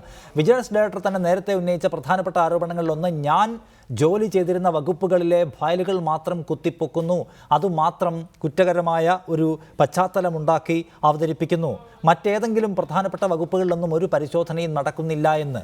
അതായത് ഈ ജേക്കബ് തോമസ് ഞങ്ങളോട് ഇങ്ങനെ വൈരാഗ്യബുദ്ധിയോടെ പെരുമാറുന്നു എന്ന് ആരോപിക്കുന്നവർ തന്നെ സമാനമായ പ്രതിപ്രവർത്തനങ്ങൾ നടത്തുന്നുമുണ്ടല്ലോ. അപ്പോൾ ഇവരെല്ലാവരും ക്ലിയർ ആണ് എന്ന് നമുക്കിവിടെ കാണാൻ കഴിയില്ല. അത് പരസ്പരമുള്ള ചെളിവാരി എറിയലാണ്. ഒരാളെ മാത്രമായി കുറ്റപ്പെടുത്താൻ പ്രഥമ ദൃഷ്ടിയാ നമുക്ക് നോക്കിയാൽ കാണാൻ കഴിയില്ല. അങ്ങനെയല്ലേ? എൻ്റെ അഭിപ്രായത്തിൽ എൻ്റെ അറിവ് വെച്ച് നോക്കിയാൽ ഈ IAS ഉദ്യോഗസ്ഥന്മാരുടെ അസോസിയേഷൻ്റെ പരാതി അവരുടെ കൂട്ടത്തിലുള്ള ഉദ്യോഗസ്ഥന്മാരുടെ പേരിൽ പ്രാഥമിക അന്വേഷണങ്ങൾക്ക് പോലും വലിയ പ്രചാരം കൊടുക്കുന്നതും ഒരു കേസിൽ പ്രതിയാക്കുന്നത് വളരെ സിമ്പിൾ കാര്യമെന്നുള്ള മട്ടിലാണ് പ്രതിയാക്കുക. ഒരു ഉദ്യോഗസ്ഥനെ സംബന്ധിച്ചിടത്തോളം, സത്യസന്ധനായ ഒരു ഉദ്യോഗസ്ഥനെ സംബന്ധിച്ചിടത്തോളം ഒരു കേസിൽ പ്രതിയാക്കുക എന്നെല്ലാം പറഞ്ഞാൽ വളരെയധികം മനോവേദന ഉളവാക്കുന്ന ഒരു സാഹചര്യമാണ്. പക്ഷേ IAS കാര്യത്തിൽ മാത്രം എന്താണ് ആ പ്രത്യേക ഉദ്യോഗസ്ഥന്റെ കാര്യത്തിൽ മാത്രമല്ല ഞാൻ പറയുന്നത്. പക്ഷേ ചുമ്മാ സാധാരണക്കാരായ ഉദ്യോഗസ്ഥന്മാരുടെ പേരിലും ഇതുപോലുള്ള സമാനമായ സാഹചര്യത്തിൽ വളരെ എളുപ്പത്തിൽ ഇങ്ങോട്ട് കേസിൽ പ്രതിയാക്കുക എന്ന് ഉത്തരവിടാം. അത് തീർച്ചയായിട്ടും പരിശോധന ഇല്ലാതെ ചെയ്യാൻ പാടില്ല. പക്ഷേ IASകാരുടെ കാര്യത്തിൽ മാത്രമാണ് ഇത്തരം പ്രചാരണം ഉണ്ടാവുന്നത്, സംഘടിതമായ സമ്മർദ്ദതന്ത്രം ഉണ്ടാക്കുന്നതൊക്കെ. പ്യൂൺ മുതൽ വില്ലേജ് ഓഫീസർ മുതൽ താഴെത്തട്ടിലുള്ള എത്രയോ പേർക്കെതിരെ ഓരോ ദിവസവും കേസ് ഉണ്ടാവുന്നു, നടപടി ഉണ്ടാവുന്നു. പക്ഷേ ഇവരുടെ കാര്യത്തിൽ മാത്രം വരുമ്പോൾ ഇത് മെറിട്ടില്ല, ഇത് പകപോക്കലാണ്, ഇത് വ്യക്തി താല്പര്യമാണ് എന്ന പേരിൽ പ്രത്യാരോപണം ഉന്നയിക്കുന്നു. പോരാത്തതിന് ഇങ്ങനെ സംഘടിതമായ അവധിയെടുത്ത് സമ്മർദ്ദതന്ത്രവും പയറ്റുകയാണ്. ഇവർക്ക് മാത്രമായി നിയമം എന്തോ പ്രത്യേകതയുള്ളത് എന്ന് തോന്നും പോലെ അങ്ങനെ ഇല്ലെങ്കിലും അങ്ങനെ പ്രത്യേകം തോന്നുന്നുണ്ടെങ്കിൽ തോന്നുന്നവരുടെ മനസ്സിലല്ലേ ആ തോന്നൽ വരുന്നത്. പക്ഷേ നടപടി എടുക്കുന്ന ഇവരുടെ മനസ്സിലുണ്ടാകുന്ന വികാരം, ഇവരുടെ മനസ്സിലുണ്ടാകുന്ന വിഷമം, ഒരു സത്യസന്ധമായി 10-35 കൊല്ലമായിട്ട് ഉദ്യോഗത്തിലിരിക്കുന്ന ഒരാളുടെ പേരിൽ ഒരു ക്രിമിനൽ കേസിൽ പ്രതിയാക്കുക എന്ന് പറഞ്ഞാൽ അത് വളരെ സാധാരണമായിട്ട് തള്ളിക്കളയാവുന്ന ഒരു കാര്യമല്ല. അത് ശരിയായ രീതിയിൽ കാര്യം നോക്കി ഏറ്റവും അത്യാവശ്യമായിട്ട് നിവൃത്തിയില്ലാതെ വന്നാൽ മാത്രം ചെയ്യാവുന്ന ഒരു കാര്യമാണത്. പോലും അവധാനതക്കുറവുണ്ടാക്കിയ അപകടം എന്താണെന്ന് നമുക്കറിയാവുന്നതുമാണ്. അത് പരിശോധിക്കേണ്ടതാണ് തീർച്ചയായും. ശ്രീ രാജ്മോഹൻ ഉണ്ണിത്താൻ, ഇവിടെ ഇപ്പോൾ അന്വേഷണ സംവിധാനം നമ്മുടെ ഭരണക്രമത്തിനകത്തുണ്ടാവുന്ന പിഴവുകൾ കണ്ടെത്താനും പരിഹാരം നിർദ്ദേശിക്കാനും കുറ്റക്കാരെ ശിക്ഷിക്കാനും ഒക്കെയാണ് വിജിലൻസ് ഇവിടെ ഉള്ളത്.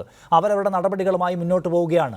ഒരു കേസ് അന്വേഷിക്കുമ്പോൾ, ഒരു ക്വിക്ക് വെരിഫിക്കേഷൻ നടത്തുമ്പോൾ അതിൽ കുറ്റക്കാരായി കാണുന്നവർക്കെതിരെ നടപടിയെടുത്തു പോവുക, ചട്ടം പാലിച്ചു പോവുക എന്നത് അവരുടെ ഉത്തരവാദിത്തമാണല്ലോ.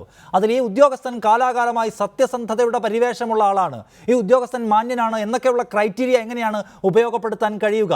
ചട്ടമനുസരിച്ച്, സാങ്കേതികത അനുസരിച്ച് കേസെടുത്ത് നടപടിയെടുത്ത് പോവുക എന്നാണല്ലോ അവരുടെ ഉത്തരവാദിത്തം. അതിൽ നിന്ന് നമ്മൾ ഇങ്ങനെ ഒരു തടസ്സവാദം ഉന്നയിക്കുന്നതിൻ്റെ യുക്തി എന്താണ്?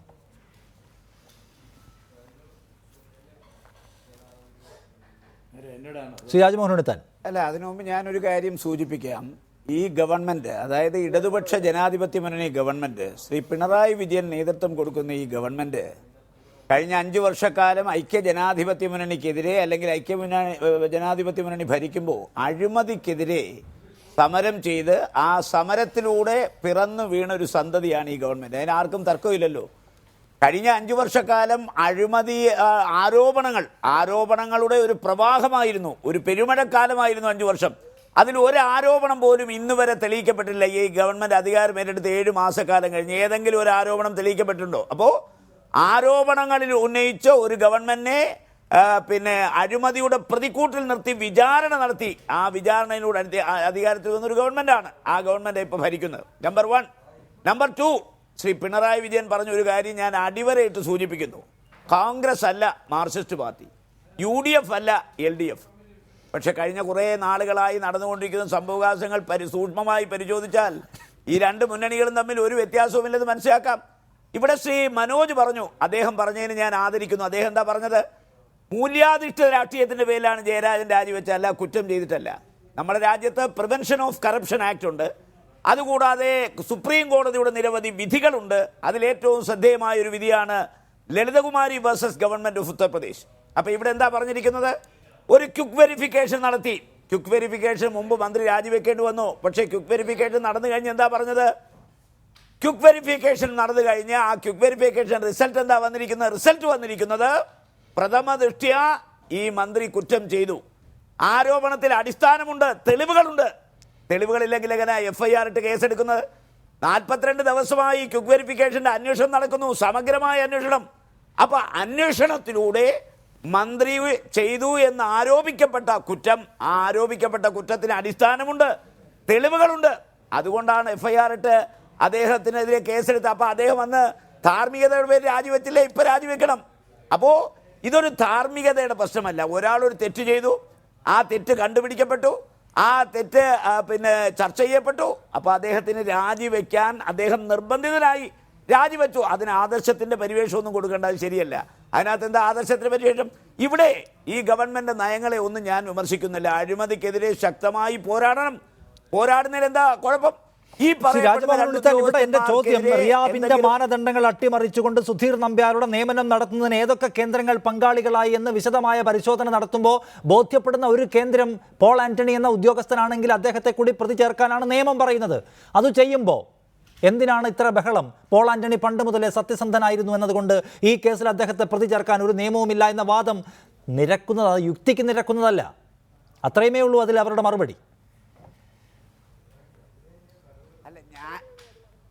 ഞാൻ ഇതിനകത്തൊരു കക്ഷി ചേരാനില്ലല്ലോ. ഞാൻ ഈ ഉദ്യോഗസ്ഥന്മാരുടെ വക്കാലത്ത് എനിക്കില്ല, വക്കാലത്ത് ഏറ്റെടുക്കാൻ ഞാൻ ഉദ്ദേശിക്കുന്നില്ല. പക്ഷേ പോൾ ആന്റണി പറഞ്ഞ ഒരു കാര്യത്തെക്കുറിച്ച് കൂടി നമ്മൾ ചർച്ച ചെയ്യണം. അതെന്താ നമ്മൾ ചർച്ച ചെയ്യാത്തത്? പോൾ ആന്റണി പറഞ്ഞ ഒരു വിഷയമെന്ന് പറയുന്നത്, ശ്രീ ജയരാജന്റെ ഉത്തരവ് വന്നപ്പോൾ ഈ ഫയൽ മുഖ്യമന്ത്രി കാണണം എന്ന് അദ്ദേഹം അതിനകത്ത് എഴുതി. അപ്പം മുഖ്യമന്ത്രി ഈ ഫയൽ കണ്ടോ? മുഖ്യമന്ത്രി കണ്ടില്ലെങ്കിൽ ആരാണ് മുഖ്യമന്ത്രി ഈ ഫയൽ കാണിക്കാത്തത്? എന്തുകൊണ്ട് മുഖ്യമന്ത്രി ഈ ഫയൽ ഒളിച്ചു? മുഖ്യമന്ത്രിക്ക് കാണാൻ എന്തുകൊണ്ട് അവസരമുണ്ടാക്കിയില്ല? അത് ചർച്ച ചെയ്യണ്ടേ? 2, മുഖ്യമന്ത്രി ഈ ഫയൽ കാണണമെന്ന് ആ ഉദ്യോഗസ്ഥന് എഴുതിയിട്ട് മുഖ്യമന്ത്രി കണ്ടെങ്കിൽ അപ്പോൾ ഈ നിയമനത്തിൽ മുഖ്യമന്ത്രിക്കും പങ്കുണ്ട്. അദ്ദേഹം പറഞ്ഞത് ഈ നിയമനം എനിക്കറിയില്ലെന്നാണ് മാധ്യമപ്രവർത്തകരോട് പറഞ്ഞത്. ഉദ്യോഗസ്ഥൻ പറഞ്ഞിരിക്കുന്നു അപ്പോൾ ഈ ഫയൽ മുഖ്യമന്ത്രി കാണണം. അപ്പോൾ അതിനകത്തൊരു കോൺസ്പിറസി നടന്നിട്ടുണ്ട്. എന്തായാലും ആ ഉദ്യോഗസ്ഥൻ ഈ ഫയൽ മുഖ്യമന്ത്രി കാണണം എന്ന് എഴുതിയ സ്ഥിതിക്ക് ആ കോൺസ്പിറസി ഒരിക്കലും ആ ഉദ്യോഗസ്ഥനല്ലോ നടത്തിയത്. അപ്പൊ ആരാണ് കേരളത്തിന്റെ ബഹുമാനിയായ മുഖ്യമന്ത്രിക്ക് ഈ ഫയൽ വിശദമായ അന്വേഷണം ആവശ്യമുണ്ട് എന്ന് തന്നെയാണ് വിജിലൻസ് കോടതി അറിയിച്ചിട്ടുള്ളത്. വിശദമായ അന്വേഷണം നടത്താൻ FIR സ്വീകരിച്ചുകൊണ്ട് കോടതി നിർദ്ദേശവും നൽകിയിട്ടുണ്ട്. അത് പുരോഗമിക്കുകയാണ്. അത് നമുക്ക് കാത്തിരിക്കാം. PM മനോജ്, ഇവിടെ നാളെ IAS ഉദ്യോഗസ്ഥർ മുഖ്യമന്ത്രിയെ കാണാൻ പോവുകയാണ്. സംസ്ഥാനം ഭരണസ്തംഭനത്തിലേക്ക് പോകുന്ന നിലയുണ്ട് എന്ന് വേണമെങ്കിൽ പറയാം തരത്തിൽ കൂട്ട അവധിക്ക് ആപ്ലിക്കേഷൻ കൊടുത്തിരിക്കുകയാണ് ജില്ലാ കളക്ടർമാർ ഒഴികെയുള്ള മറ്റെല്ലാവരും. സർക്കാരിന് വളരെ കൃത്യതയുള്ള നിർദ്ദേശം, ദൃഢമായ നിർദ്ദേശം. ഈ സർക്കാരിന് നയം നടപ്പിലാക്കുന്ന പണിയെടുത്താൽ മതി, നിങ്ങൾ പരസ്പരം ചെളിവാരി എറിഞ്ഞ് പ്രശ്നമുണ്ടാക്കി ഭരണം നിലച്ചു പോകുന്ന സാഹചര്യം ഉണ്ടാക്കേണ്ടതില്ല എന്ന കൃത്യതയുള്ള നിർദ്ദേശം നൽകി നാളെ ഇത് അവസാനിപ്പിക്കാൻ കഴിയുമെന്ന പ്രത്യാശ താങ്കൾക്കുണ്ടോ?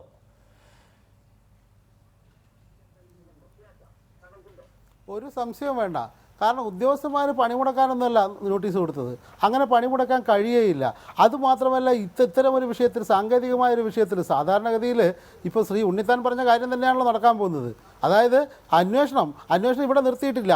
FIR എന്ന് പറയുന്നത് പ്രാഥമിക അന്വേഷണത്തിൽ കണ്ടെത്തിയ കാര്യങ്ങൾ എഴുതി വെക്കുകയാണ്. FIR ഒരിക്കലും കേസിൻ്റെ നടത്തിപ്പിൽ തെളിവല്ല. ആ FIR പിന്നീട് കേസിൻ്റെ വിചാരണ വേളയിൽ ഉപയോഗിക്കുന്നത് ആകെ കംപ്ലൈനൻ്റ് ആരോ അയാളുടെ പ്രസ്താവന അത് ശരിയോ തെറ്റോ എന്ന് ചോദിക്കാൻ, അതിനെ കോൺട്രഡിക്റ്റ് ചെയ്യാൻ വേണ്ടി മാത്രമാണ് FIR ഉപയോഗിക്കുന്നത്. അതുകൊണ്ട് തന്നെ ഒരു FIRൽ എന്തെങ്കിലും ഒരു കാര്യം വന്നു എന്ന് വെച്ച് അത് കേസിനെ ബാധിക്കുന്നൊന്നുമല്ല. ഇപ്പോൾ പ്രഥമ ദൃഷ്ട്യാ ഇങ്ങനെ പിന്നെ ഈ സാധാരണഗതിയിൽ ഇംപ്ലിമെൻറ്റേഷൻ സ്റ്റേജ് ഉണ്ടല്ലോ. ഈ ചെയ്തത് കുറ്റമാണെങ്കിൽ അതിൻ്റെ ഇംപ്ലിമെൻറ്റേഷൻ ആരാ? അത് ചെയ്ത ആളുകൾ ഇതിൽ വന്നിട്ടില്ലെങ്കിൽ കേസുണ്ടോ? പിന്നെ അപ്പോൾ ഇത് കുറ്റമല്ല എന്ന് തെളിഞ്ഞാലോ ഇവരാരും ഇതിൽ പ്രതികളുമല്ല, കേസുമില്ല. അതാണല്ലോ. അല്ലാതെ നമ്മളിപ്പം നാളെ വരാൻ പോകുന്ന കാര്യം ഇന്ന് തന്നെ പ്രവചിച്ച് ഈ അന്വേഷണം നാളെ നടക്കേണ്ടുന്ന അന്വേഷണം ഇന്ന് തന്നെ എന്തുകൊണ്ട് അതാണ് പ്രശ്നം 1, 2 എന്നൊന്നും പറയാൻ ഞാനില്ല. മറിച്ച് ഇവിടെ ഇപ്പോൾ വരുന്ന ഒരു പ്രശ്നം, നാളെ അവധി അപേക്ഷ കൊടുത്തോ ഇല്ലയോ നമുക്കറിയില്ല. ഇങ്ങനെ പറയുന്നത് കേട്ടതേ ഉള്ളൂ. കാരണം ഇത് ചില കേന്ദ്രങ്ങളാണല്ലോ ഇതിങ്ങനെ പുറത്തേക്ക് വിടുന്നത്.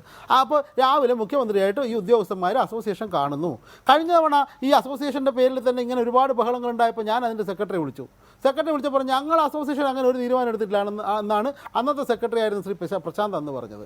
അതുപോലെ തന്നെ ഇത് അസോസിയേഷൻ്റെ തീരുമാനമാണെന്ന് നമുക്കറിയില്ല. ഇനി അങ്ങനെ വന്നാൽ പോലും കുറേ IAS ഉദ്യോഗസ്ഥന്മാർ അവധി അപേക്ഷിച്ച കാഷ്വൽ ലീവിന് പ്രത്യേക വ്യവസ്ഥയിലുണ്ട്. സിറിയക്ക് അത് വളരെ കൃത്യമായിട്ട് പറഞ്ഞു കഴിഞ്ഞു. അതുമായി ബന്ധപ്പെട്ട് സാധാരണ സത്യസന്ധരായ നീതിനിഷ്ഠരായ ഉദ്യോഗസ്ഥർക്ക് കാഷ്വൽ ലീവ് എന്ന കൺസെപ്റ്റിനോട് തന്നെയുള്ള പിന്നെ സമീപനം എന്താണ് എന്ന് ശ്രീ സിറിയക്ക് വളരെ മനോഹരമായിട്ട് പറഞ്ഞു.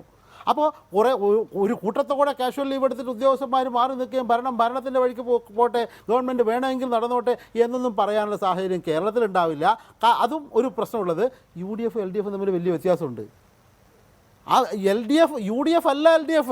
അതുകൊണ്ട് തന്നെ കൃത്യമായി ഈ കാര്യത്തിൽ ഇടപെടലുണ്ടാവും. എന്താണ് ചെയ്യേണ്ടതെന്ന് അവർ തീരുമാനിക്കും. അതിലൊന്നും ഇന്ന് നാളെ നടക്കാൻ പോകുന്ന കാര്യങ്ങൾ ഇന്ന് പ്രവചിക്കേണ്ട കാര്യമില്ലല്ലോ. നമുക്ക് നാളെ വൈകുന്നേരം ഇരിക്കാം, എന്താ സംഭവിക്കുന്നത് നോക്കാം. അത്തരം ആശങ്കകളൊന്നും വേണ്ട.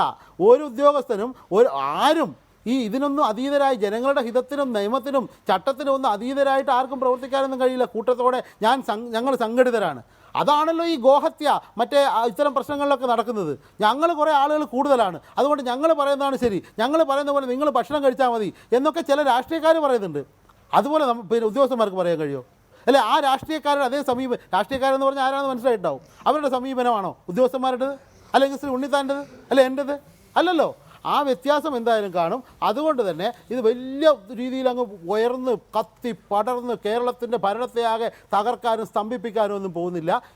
ഇതിൻ്റെ കൃത്യമായ മെറിറ്റ് രാജ്മോഹൻ ഉണ്ണിത്താൻ ഇതിന് മുൻപും ഇത്തരം ആരോപണം ജേക്കബ് തോമസിന്റെ നടപടികളുമായി ബന്ധപ്പെട്ട് ഉയർന്നിട്ടുണ്ട്, പ്രത്യാരോപണങ്ങൾ ഉയർന്നിട്ടുണ്ട്. സംഘർഷത്തിന്റെ വക്കിൽ, അതായത് വാക്കുകൾ കൊണ്ടുള്ള സംഘർഷത്തിലേക്ക് എത്തിയ ഘട്ടത്തിലൊക്കെ മുഖ്യമന്ത്രി ഇടപെടുകയും അക്കാര്യത്തിലുള്ള നിലപാട് വളരെ കൃത്യതയോടെ പറയുകയും കാര്യങ്ങൾ ശാന്തമാവുകയും ചെയ്തിട്ടുണ്ട്. പിന്നെയും ഈ വിഷയം കൂടുതൽ രൂക്ഷമാകുന്നു. ഇവിടെ ഭരണസ്തംഭനം വരാൻ പോവുകയാണ്, മുഖ്യമന്ത്രി പരാതി തളയനെ കടിയിൽ വെച്ച് ഉറങ്ങുകയാണ് എന്ന വിമർശനം ഉന്നയിക്കുന്നതിന്റെ സാധുത എന്താണ്?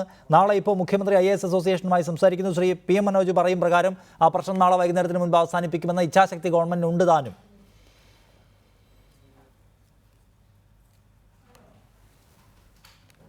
അല്ല, ശ്രീ PM മനോജിൻ്റെ വിശ്വാസം അദ്ദേഹത്തെ രക്ഷിക്കട്ടെ, അദ്ദേഹം പറഞ്ഞതുപോലെ തന്നെ കേരളത്തിൽ സംഭവിക്കട്ടെ എന്ന് ആഗ്രഹിക്കുന്ന ഒരാളാണ് ഞാൻ. കാരണം IAS ഉദ്യോഗസ്ഥന്മാർ കൊടുത്തിരിക്കുന്ന ഈ നോട്ടീസ്, അവരിപ്പോൾ പറഞ്ഞിരിക്കുന്ന കാഷ്വൽ ലീവ്, അവരിപ്പോൾ പറയുന്ന നിസ്സഹരണം, ഇതൊക്കെ പ്രാവർത്തികമാവുകയാണെങ്കിൽ കേരള ഭരണത്തിലൊരു സ്റ്റാഗ്നേഷൻ തന്നെ ഉണ്ടാകും. സാമാന്യ വിവരമുള്ള എല്ലാവർക്കും അറിയാം.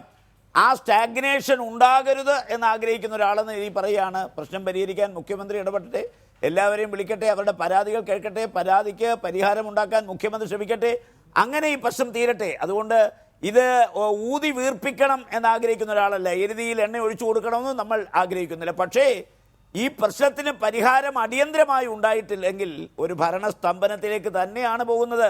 മാത്രമല്ല, രണ്ട് വിഭാഗം ഉദ്യോഗസ്ഥന്മാർ ചേരി തിരിഞ്ഞു നിന്ന്, അതും നിസാരപ്പെട്ട ഉദ്യോഗസ്ഥന്മാരല്ല, ഈ ഗവൺമെന്റിന്റെ സകല നടപടിക്രമങ്ങളും ജനങ്ങളിൽ എത്തിക്കേണ്ട, ജനങ്ങളുടെ ആവശ്യങ്ങൾ, ഗവൺമെന്റ് തീരുമാനങ്ങൾ ജനങ്ങളിൽ എത്തിക്കേണ്ട ഈ ഉദ്യോഗസ്ഥന്മാർ, ഈ IAS ഓഫീസർമാർ ഒരു ചക്രത്തി പോരാട്ടവുമായി മുന്നിലേക്ക് പോയാൽ അത് സ്വാഭാവികമായി മുന്നണി സംവിധാനത്തെ ബാധിക്കും, ഗവൺമെന്റിനെ ബാധിക്കും, ഗവൺമെന്റിന്റെ പ്രതിച്ഛായ ബാധിക്കും. അതിനൊന്നും ആർക്കും ഒരു തർക്കമില്ല. ഏത് ഗവൺമെന്റ് കേരളം ഭരിച്ചാലും ഇങ്ങനെ ഒരു അവസ്ഥ ഉണ്ടായാൽ അത് സ്വാഭാവികമായി ബാധിക്കും. ഇവിടെ ഒരു കാര്യം കൂടി ഞാൻ സൂചിപ്പിക്കാം. ശ്രീ മനോജ് പറഞ്ഞുകൊണ്ടാണ് LDF അല്ല UDF എന്ന് പറഞ്ഞുകൊണ്ട് ഞാൻ പറയുകയാണ്. UDFിൻ്റെ കാലത്താണ് ഈ ക്വിക്ക് വെരിഫിക്കേഷൻ വന്നപ്പോൾ തന്നെ രാജിവെക്കണമെന്ന് പറഞ്ഞത്. ശ്രീ പിണറായി വിജയന്റെ പ്രസംഗത്തിന്റെ ക്ലിപ്പിംഗ് അങ്ങയുടെ കയ്യിലുണ്ട്, റിപ്പോർട്ടിന് പരിശോധിക്കാം. അച്യുതാനന്ദൻ പ്രസംഗിച്ചതിന്റെ ക്ലിപ്പിംഗ് ഉണ്ട്. അന്വേഷണം ആരംഭിക്കുമ്പോൾ ഒരു മന്ത്രി അധികാരത്തിൽ ഇരിക്കുന്നത് അന്വേഷണത്തെ തടസ്സപ്പെടുത്തുമെന്ന് ശ്രീ പിണറായി വിജയൻ പ്രസംഗിക്കുന്നതിന്റെ ക്ലിപ്പിംഗ് എൻ്റെ മൊബൈലിൽ കിടപ്പുണ്ട്, ഞാൻ കാണിച്ചു തരാം. അച്യുതാനന്ദൻ പറഞ്ഞത്. അങ്ങനെയാണെങ്കിൽ ഇവിടെ ഇപ്പോൾ 2 കേസുണ്ട്. കേരളത്തിലെ ഒരു മന്ത്രി, ആ മന്ത്രി അഴിമതിക്കെതിരെ വിജിലൻസ് ക്വിക്ക് വെരിഫിക്കേഷൻ ഉത്തരവിട്ടു നമ്മുടെ മേഴ്സിക്കുട്ടി അമ്മയ്ക്കെതിരെ. 2, ഒരു മന്ത്രി കൊലപാതക കേസിൽ പ്രതിയായിരിക്കുമ്പോഴാണ് സത്യപ്രതിജ്ഞ ചെയ്തത്. അത് കുഴപ്പമില്ല. അപ്പോൾ ഒരു കാര്യം ആലോചിക്കണം, ആ പെറ്റീഷനിൽ തൻ്റെ പ്രതിസ്ഥാനത്ത് തന്നെ ഒഴിവാക്കണമെന്ന് ഡിസ്ചാർജ് പെറ്റീഷൻ കൊടുത്ത് ആ ഡിസ്ചാർജ് പെറ്റീഷൻ കോടതി തള്ളിക്കളഞ്ഞ് അദ്ദേഹത്തെ പ്രതിസ്ഥാനത്ത് അരക്കെട്ടുറപ്പിച്ചാൽ ഉടനെ അദ്ദേഹം രാജിവെക്കണ്ടേ? അതൊരു ആരോപണങ്ങൾ കൂടി താങ്കൾ ഈ ചർച്ചയ്ക്ക് പറഞ്ഞു വെക്കുകയാണ്. അവിടെ നിൽക്കട്ടെ. പക്ഷേ PC സിറിയക്ക് ഈ വിഷയത്തിൽ ഇപ്പോൾ നാളെ മുഖ്യമന്ത്രി ഏതായാലും IAS അസോസിയേഷനുമായി സംസാരിക്കാൻ പോവുകയാണ്. IAS അസോസിയേഷന് പ്രധാനമായുമുള്ള വിമർശനങ്ങളിലൊന്ന് ഈ ജേക്കബ് തോമസുമായി ബന്ധപ്പെട്ട് പരാതികൾ ഉന്നയിക്കുന്ന ഘട്ടത്തിലൊന്നും സർക്കാർ വളരെ ക്രിയേറ്റീവായി ആക്ട് ചെയ്യുന്നില്ല എന്നതാണ്. ഒപ്പം തന്നെ പരിപൂർണ പിന്തുണ പലപ്പോഴും ജേക്കബ് തോമസിന് മാത്രമായി കൊടുക്കുന്നുവെന്ന പ്രതീതിയും കേരളത്തിൽ സംഭവിക്കുന്നുണ്ട്. അതാണ് മുഴുവൻ അപകടത്തിൻ്റെയും കാരണമെന്ന വിമർശനം വളരെ സജീവമായും ശക്തമായും അവർക്കുണ്ട്. അപ്പോൾ ആ വിമർശനം, ആ പ്രതിഷേധം, അതുമായി വരുന്നവരെ തണുപ്പിക്കാൻ എന്താണ് മുഖ്യമന്ത്രിക്ക് ചെയ്യാൻ കഴിയുക എന്നാണ് താങ്കൾ നോക്കിക്കാണുന്നത്? ഇക്കാര്യത്തിൽ രണ്ടുപേരെയും പരിഗണിക്കുന്ന സമീപനം എടുത്ത് പോവാതെ ഇനി പറ്റില്ല എന്നാണ്. അവരുടെ പരാതിയുടെ ശരിയായ നേച്ചർ, പ്രകൃതം എന്താണെന്ന് നമുക്കറിഞ്ഞുകൂടാ. അവരുടെ ആരുടെയും അസോസിയേഷൻ്റെ പ്രസിഡൻറ്റിൻ്റെയോ സെക്രട്ടറിയുടെയോ ഒന്നും പ്രസ്താവനകൾ മാധ്യമത്തിൽ കണ്ടില്ല. മാധ്യമങ്ങൾ ഓരോന്ന് അവർക്ക് കിട്ടുന്ന വിവരങ്ങളനുസരിച്ച് ഊഹിച്ചെടുക്കുകയോ അങ്ങനെ സങ്കല്പിച്ചെടുക്കുകയോ ഒക്കെ ചെയ്യുന്ന സ്ഥിതിയാണ്. അപ്പോൾ അവർക്ക് ജേക്കബ് തോമസിനെ പറ്റിയാണോ പരാതി, അവരുടെ കൂട്ടത്തിലുള്ള നല്ല ആളുകൾ സത്യസന്ധരെ പറ്റി അനാവശ്യമായ പ്രചരണം കൊടുത്ത് അന്വേഷണം തുടങ്ങുന്നതിനെ പറ്റിയാണോ പരാതി എന്നൊന്നും എനിക്ക് അറിഞ്ഞുകൂടാ, നമുക്കാർക്കും അറിഞ്ഞുകൂടാ.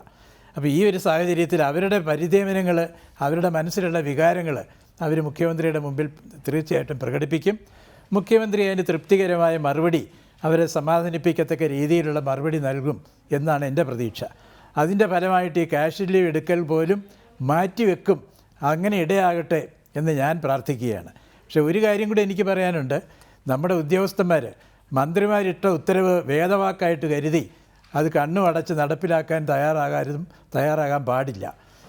മന്ത്രിയുടെ ഉത്തരവ് തെറ്റാണെങ്കിൽ, നിയമവിരുദ്ധമാണെങ്കിൽ അത് പുനഃപരിശോധിക്കണം എന്ന് ചൂണ്ടിക്കാണിക്കാനുള്ള ധൈര്യം, അത് ചൂണ്ടിക്കാണിക്കാനുള്ള ഒരു അവബോധം ഉദ്യോഗസ്ഥന്മാർക്കുണ്ടായിരിക്കണം. യാതൊരു മടിയുമില്ലാതെ ചൂണ്ടിക്കാണിക്കണം. ഞങ്ങൾ പലരും ഇതിനേക്കാൾ ഏറ്റവും ശക്തമായ ആജ്ഞാശക്തിയുള്ള പല മുഖ്യമന്ത്രിമാരുടെയും ഉത്തരവുകൾക്കെതിരായിട്ട് അത് പുനഃപരിശോധിച്ചേ തീരൂ എന്ന രീതിയിൽ നടപടി എഴുതിയിട്ടുള്ളവരാണ്. CPM മനോജ്, താങ്കൾ ആദ്യം ചൂണ്ടിക്കാണിച്ച വിഷയത്തിലേക്ക് തന്നെയാണ് CPC ശ്രീയൊക്കെ വരുന്നത്. മന്ത്രിമാരുടെ നിർദ്ദേശങ്ങൾ അത് ചട്ടവിരുദ്ധമാണെങ്കിൽ ചൂണ്ടിക്കാണിക്കാനും തടയാനും ഒബ്ജക്ഷൻ നോട്ട് എഴുതാനും ഒക്കെ തയ്യാറാവണം. അക്കാര്യത്തിൽ കൂടുതൽ ഇച്ഛാശക്തിയുള്ള തീരുമാനമെടുത്ത് ഇനിയും മുതലെങ്കിലും മുന്നോട്ട് പോകാൻ IAS-കാർ തയ്യാറാവണം എന്നതാണ് അദ്ദേഹത്തിന് വെക്കുന്ന ഒരു പ്രധാനപ്പെട്ട സജഷൻ. യോജിക്കുന്നുണ്ടോ അതിനോട്? അതാണ് അവരുടെ ചുമതല. ഉദ്യോഗസ്ഥന്മാരുടെ ചുമതല ചട്ടപ്രകാരം കാര്യങ്ങൾ ചെയ്യലാണ്. പൊളിറ്റിക്കൽ ലീഡർഷിപ്പിൻ്റെ എല്ലാ കാര്യങ്ങളും സാങ്കേതികമായി നിയമപരമായി ചട്ടം അനുസരിച്ച് ശരിയായിക്കൊള്ളണമെന്നില്ല. അതിൽ ഒരുപാട് അപവാദങ്ങളുണ്ടാവാം. അത്തരം അപവാദങ്ങളുണ്ടാകുമ്പോൾ അത് ചൂണ്ടിക്കാണിക്കുകയും നിയമപരമായി ഇന്ന കാര്യമാണ് ചെയ്യേണ്ടത് എന്ന് പറയുകയുമാണ് ഉദ്യോഗസ്ഥന്മാരുടെ ചുമതല. ശ്രീ PC ശ്രീയൊക്കെ നേരത്തെ അത് ചെയ്തു എന്ന് പറയുന്നു. അതുപോലെ ഓരോ ഉദ്യോഗസ്ഥനും ചെയ്യണം. ഇവിടെ ഉണ്ടായ പ്രശ്നം, ഇപ്പോൾ കഴിഞ്ഞ 5 വർഷത്തെ ഭരണത്തെക്കുറിച്ച് പറഞ്ഞല്ലോ. കഴിഞ്ഞ 5 വർഷം ഉദ്യോഗസ്ഥന്മാരെ കൊണ്ട് അഴിമതിയുടെ നടത്തിപ്പുകാരായ ഉദ്യോഗസ്ഥന്മാരെ മാറ്റി. അതുകൊണ്ട് തന്നെ പൊളിറ്റിക്കൽ ലീഡർഷിപ്പും ഉദ്യോഗസ്ഥ വൃന്ദവും ബ്യൂറോക്രസിയും എക്സിക്യൂട്ടീവിൻ്റെ ലീഡർഷിപ്പും രണ്ടും അഴിമതിയിൽ ഒരേ സമയം മുങ്ങി. അത്തരമൊരവസ്ഥയിൽ നിന്ന് കേരളം മോചിതമായി വരുന്നേ ഉള്ളൂ. അങ്ങനെ വരുമ്പോൾ, അങ്ങനെ കേരളത്തെ മോചിപ്പിക്കുമ്പോൾ, 5 വർഷത്തെ തുടർച്ചയായ അഴിമതിയുടെ ദുസ്ഥിതിയിൽ നിന്ന് കേരളത്തെ മോചിപ്പിക്കുമ്പോൾ സ്വാഭാവികമായും ഇത്തരം സാങ്കേതിക പ്രശ്നങ്ങൾ ഉയർന്നു വരാം. അതുകൊണ്ട് തന്നെ ഉദ്യോഗസ്ഥന്മാർ അവരവരുടെ ചുമതല നിർവഹിക്കാൻ പാടില്ല എന്ന് ആരും പറയാൻ പാടില്ല. ഏത് മുഖ്യമന്ത്രിയായാലും ഏത് മന്ത്രിയായാലും ഈ ഉത്തരവുകൾ അത് നിയമപ്രകാരമാവണ്ടേ, ചട്ടപ്രകാരമാവണ്ടേ.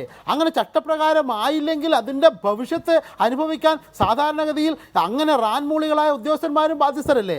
അങ്ങനെ റാൻമൂളികളാണെങ്കിൽ IAS മസൂറിൽ പോയി പഠിക്കേണ്ട, കുതിരപ്പുറത്ത് കയറേണ്ട കാര്യമില്ലല്ലോ.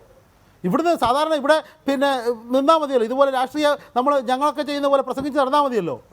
ഇവരെ ഈ അഡ്മിനിസ്ട്രേറ്റീവ് സർവീസ് പഠിപ്പിക്കുന്നത് തന്നെ ഇത്തരം കാര്യങ്ങൾ ചെയ്യാനാണ്. അത് മറന്നുകൊണ്ട് ഒരു ഉദ്യോഗസ്ഥന്, അത് ജേക്കബ് തോമസ് ആയാലും മറ്റേത് ഉദ്യോഗസ്ഥനായാലും ചെയ്യാൻ പാടില്ല എന്ന കൃത്യമായ അഭിപ്രായം സാധാരണ ഈ കാര്യങ്ങൾ നോക്കിക്കാണുന്ന മാധ്യമപ്രവർത്തകൻ എന്ന നിലയിൽ എനിക്കുണ്ട്. അത് ലംഘിക്കപ്പെടുമ്പോഴാണ് ഇത്ര പ്രശ്നങ്ങൾ വരുന്നത്. അതാണ് ബന്ധു നിയമന പരാതിയിൽ EP ജയരാജനും സുധീർ നമ്പ്യാർക്കുമെതിരെ കേസെടുത്ത് നടപടികളുമായി മുന്നോട്ട് പോകുമ്പോൾ അതിൻ്റെ ഭാഗമായ ഒരു ഉദ്യോഗസ്ഥൻ കൂടി അതിൽ പങ്കാളിയായാൽ അതുമാത്രം ഒഴിവാക്കണമെന്ന നില സ്വീകരിക്കാൻ കഴിയില്ല എന്നതാണ് ആ പറഞ്ഞതിൽ നിന്ന് മനസ്സിലാക്കേണ്ടത് എന്നാണ്. നന്ദി ശ്രീ PM മനോജ്, ശ്രീ രാജ്മോഹൻ ഉണ്ണിത്താൻ, ശ്രീ PC ശ്രീയൊക്കെ ഈ ചർച്ചയിൽ പങ്കെടുത്തതിന്. പൊളിറ്റ് ബ്യൂറോ കമ്മീഷൻ റിപ്പോർട്ടിന്മേൽ VS അച്യുതാനന്ദന് CPIM കേന്ദ്ര കമ്മിറ്റിയുടെ താക്കീത്. അച്ചടക്ക ലംഘനം തുടരരുത് എന്ന് CC VS-നോട് നിർദ്ദേശിച്ചു. അതേസമയം VS-നെ സംസ്ഥാന കമ്മിറ്റിയിൽ ക്ഷണിതാവായി ഉൾപ്പെടുത്തി.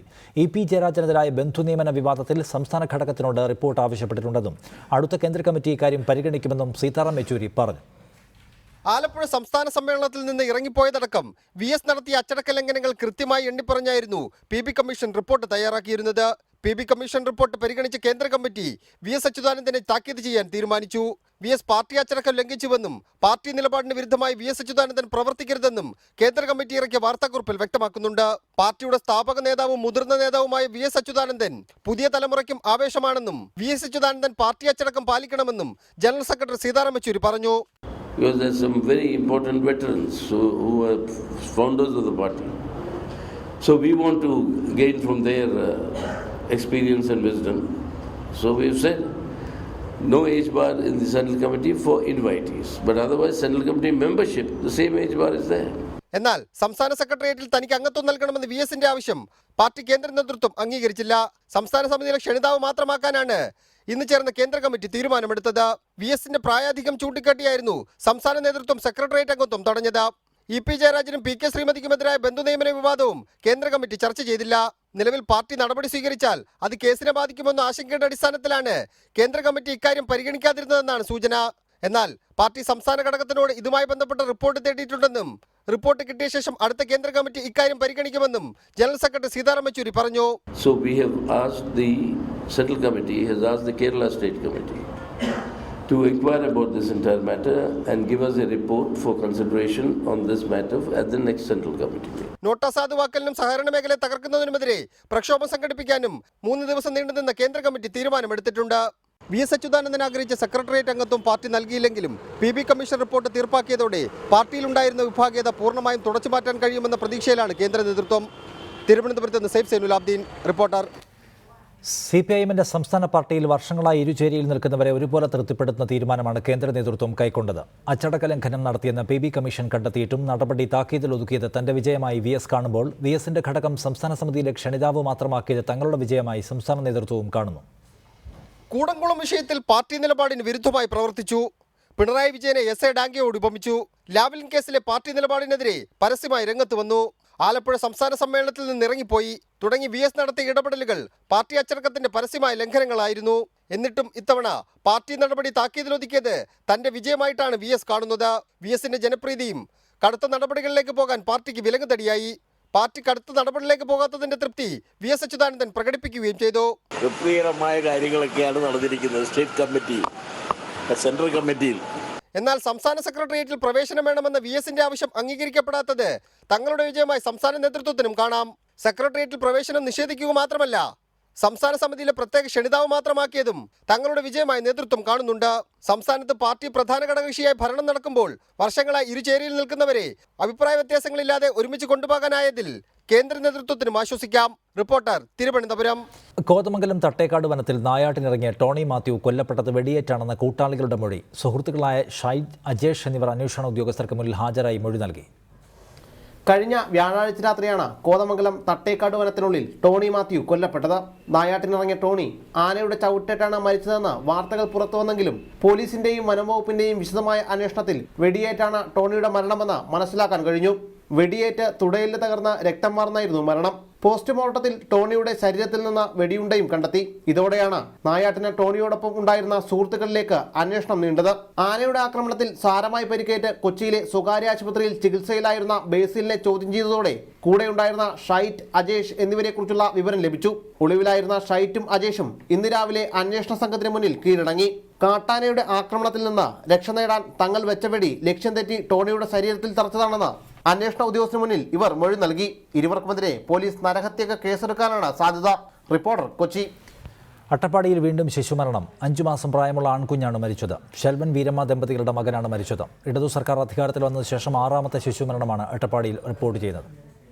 യാതൊരു വിധത്തിലുള്ള കെയറോ ഒരു ഫാൾട്ടോ ഒന്നും ഉണ്ടായിട്ടില്ല. നമ്മുടെ തന്നെ ആകാവുന്ന ഒരു മനുഷ്യ സഹജമായിട്ട് നൽകാവുന്ന എല്ലാവിധ ചികിത്സയും പരിചരണവും നമ്മൾ നൽകിക്കൊണ്ടിരിക്കുന്ന ഒരു കുഞ്ഞുമായിരുന്നു അത്. അതിന് ഞങ്ങൾക്ക് വളരെ വിഷമമുണ്ട്. അത് മിൽക്ക് ആസ്പിറേഷൻ തന്നെ ആയിരിക്കണം. കാരണം പോഷകാഹാരക്കുറവല്ല മരണകാരണമെന്ന് വിശദീകരിക്കാൻ റിപ്പോർട്ടർ TV ചർച്ചയിലെത്തിയ അട്ടപ്പാടിയിലെ നോഡൽ ഓഫീസർ കൂടിയായ ഡോക്ടർ പ്രഭുദാസിൻ്റെതാണ് വാക്കുകൾ. കുട്ടിയെ തങ്ങൾ കൃത്യമായി പരിശോധിച്ചിരുന്നു എന്ന ഡോക്ടറുടെ വാക്കുകൾ ഖണ്ഡിക്കുന്നതാണ് ബാലുവിന്റെ അമ്മ വീരമ്മയുടെ വാക്കുകൾ. അസുഖം ഒന്നും പറഞ്ഞിട്ടില്ല. ബ്ലഡ് ടെസ്റ്റ് ചെയ്യാൻ പറഞ്ഞു.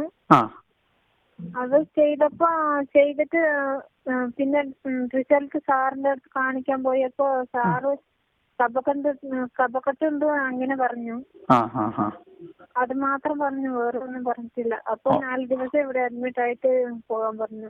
വീരമ്മ പറഞ്ഞത് പ്രകാരം 27 മുതൽ 4 ദിവസം കുഞ്ഞ് കഠിനമായ കഫക്കെട്ട് മൂലം അട്ടപ്പാടിയിലെ തന്നെ സ്വകാര്യ ആശുപത്രിയിൽ ചികിത്സ തേടിയിരുന്നു. ഇടയ്ക്കിടെ ട്രൈബൽ പ്രൊമോട്ടർമാർ വന്നു പോകുന്ന ഊരായിട്ട് കൂടി യഥാസമയം വിവരം മുകളിലേക്ക് അറിയിക്കാൻ അട്ടപ്പാടിയിലെ ആരോഗ്യ പ്രവർത്തകർക്ക് സാധിച്ചിട്ടില്ലെന്ന് സാരം. അതേസമയം കുഞ്ഞിന് ന്യൂമോണിയ ബാധ ഉണ്ടായിരുന്നുവെന്ന DMO ഉൾപ്പെടെ സ്ഥിരീകരിക്കുന്നുണ്ട്. Sreejith Sreekumaran, reporter, Palakkad. Palakkad Nehru engineering college അടച്ചു. വിദ്യാർത്ഥിയുടെ ആത്മഹത്യയുമായി ബന്ധപ്പെട്ട പ്രതിഷേധങ്ങളെ തുടർന്നാണ് നടപടി. SFI അടക്കമുള്ള സംഘടനകൾ പ്രതിഷേധവുമായി രംഗത്ത് വന്നിരുന്നു.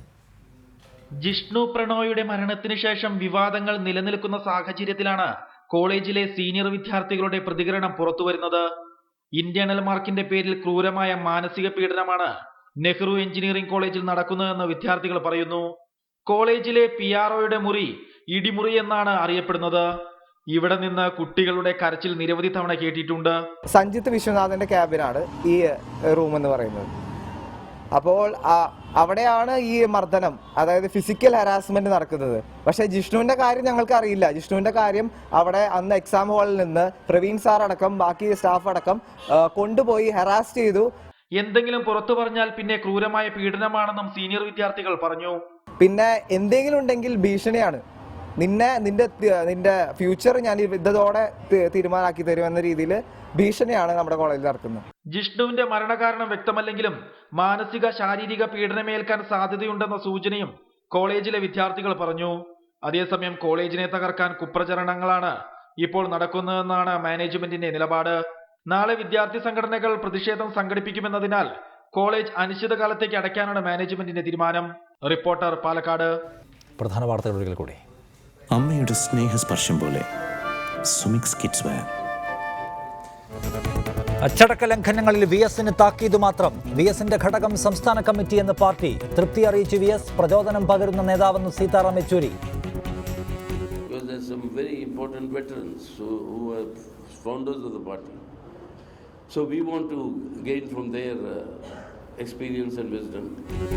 ബന്ധു നിയമനം ചർച്ച ചെയ്തില്ല. വിഷയം കോടതിയിലെന്ന് ന്യായം.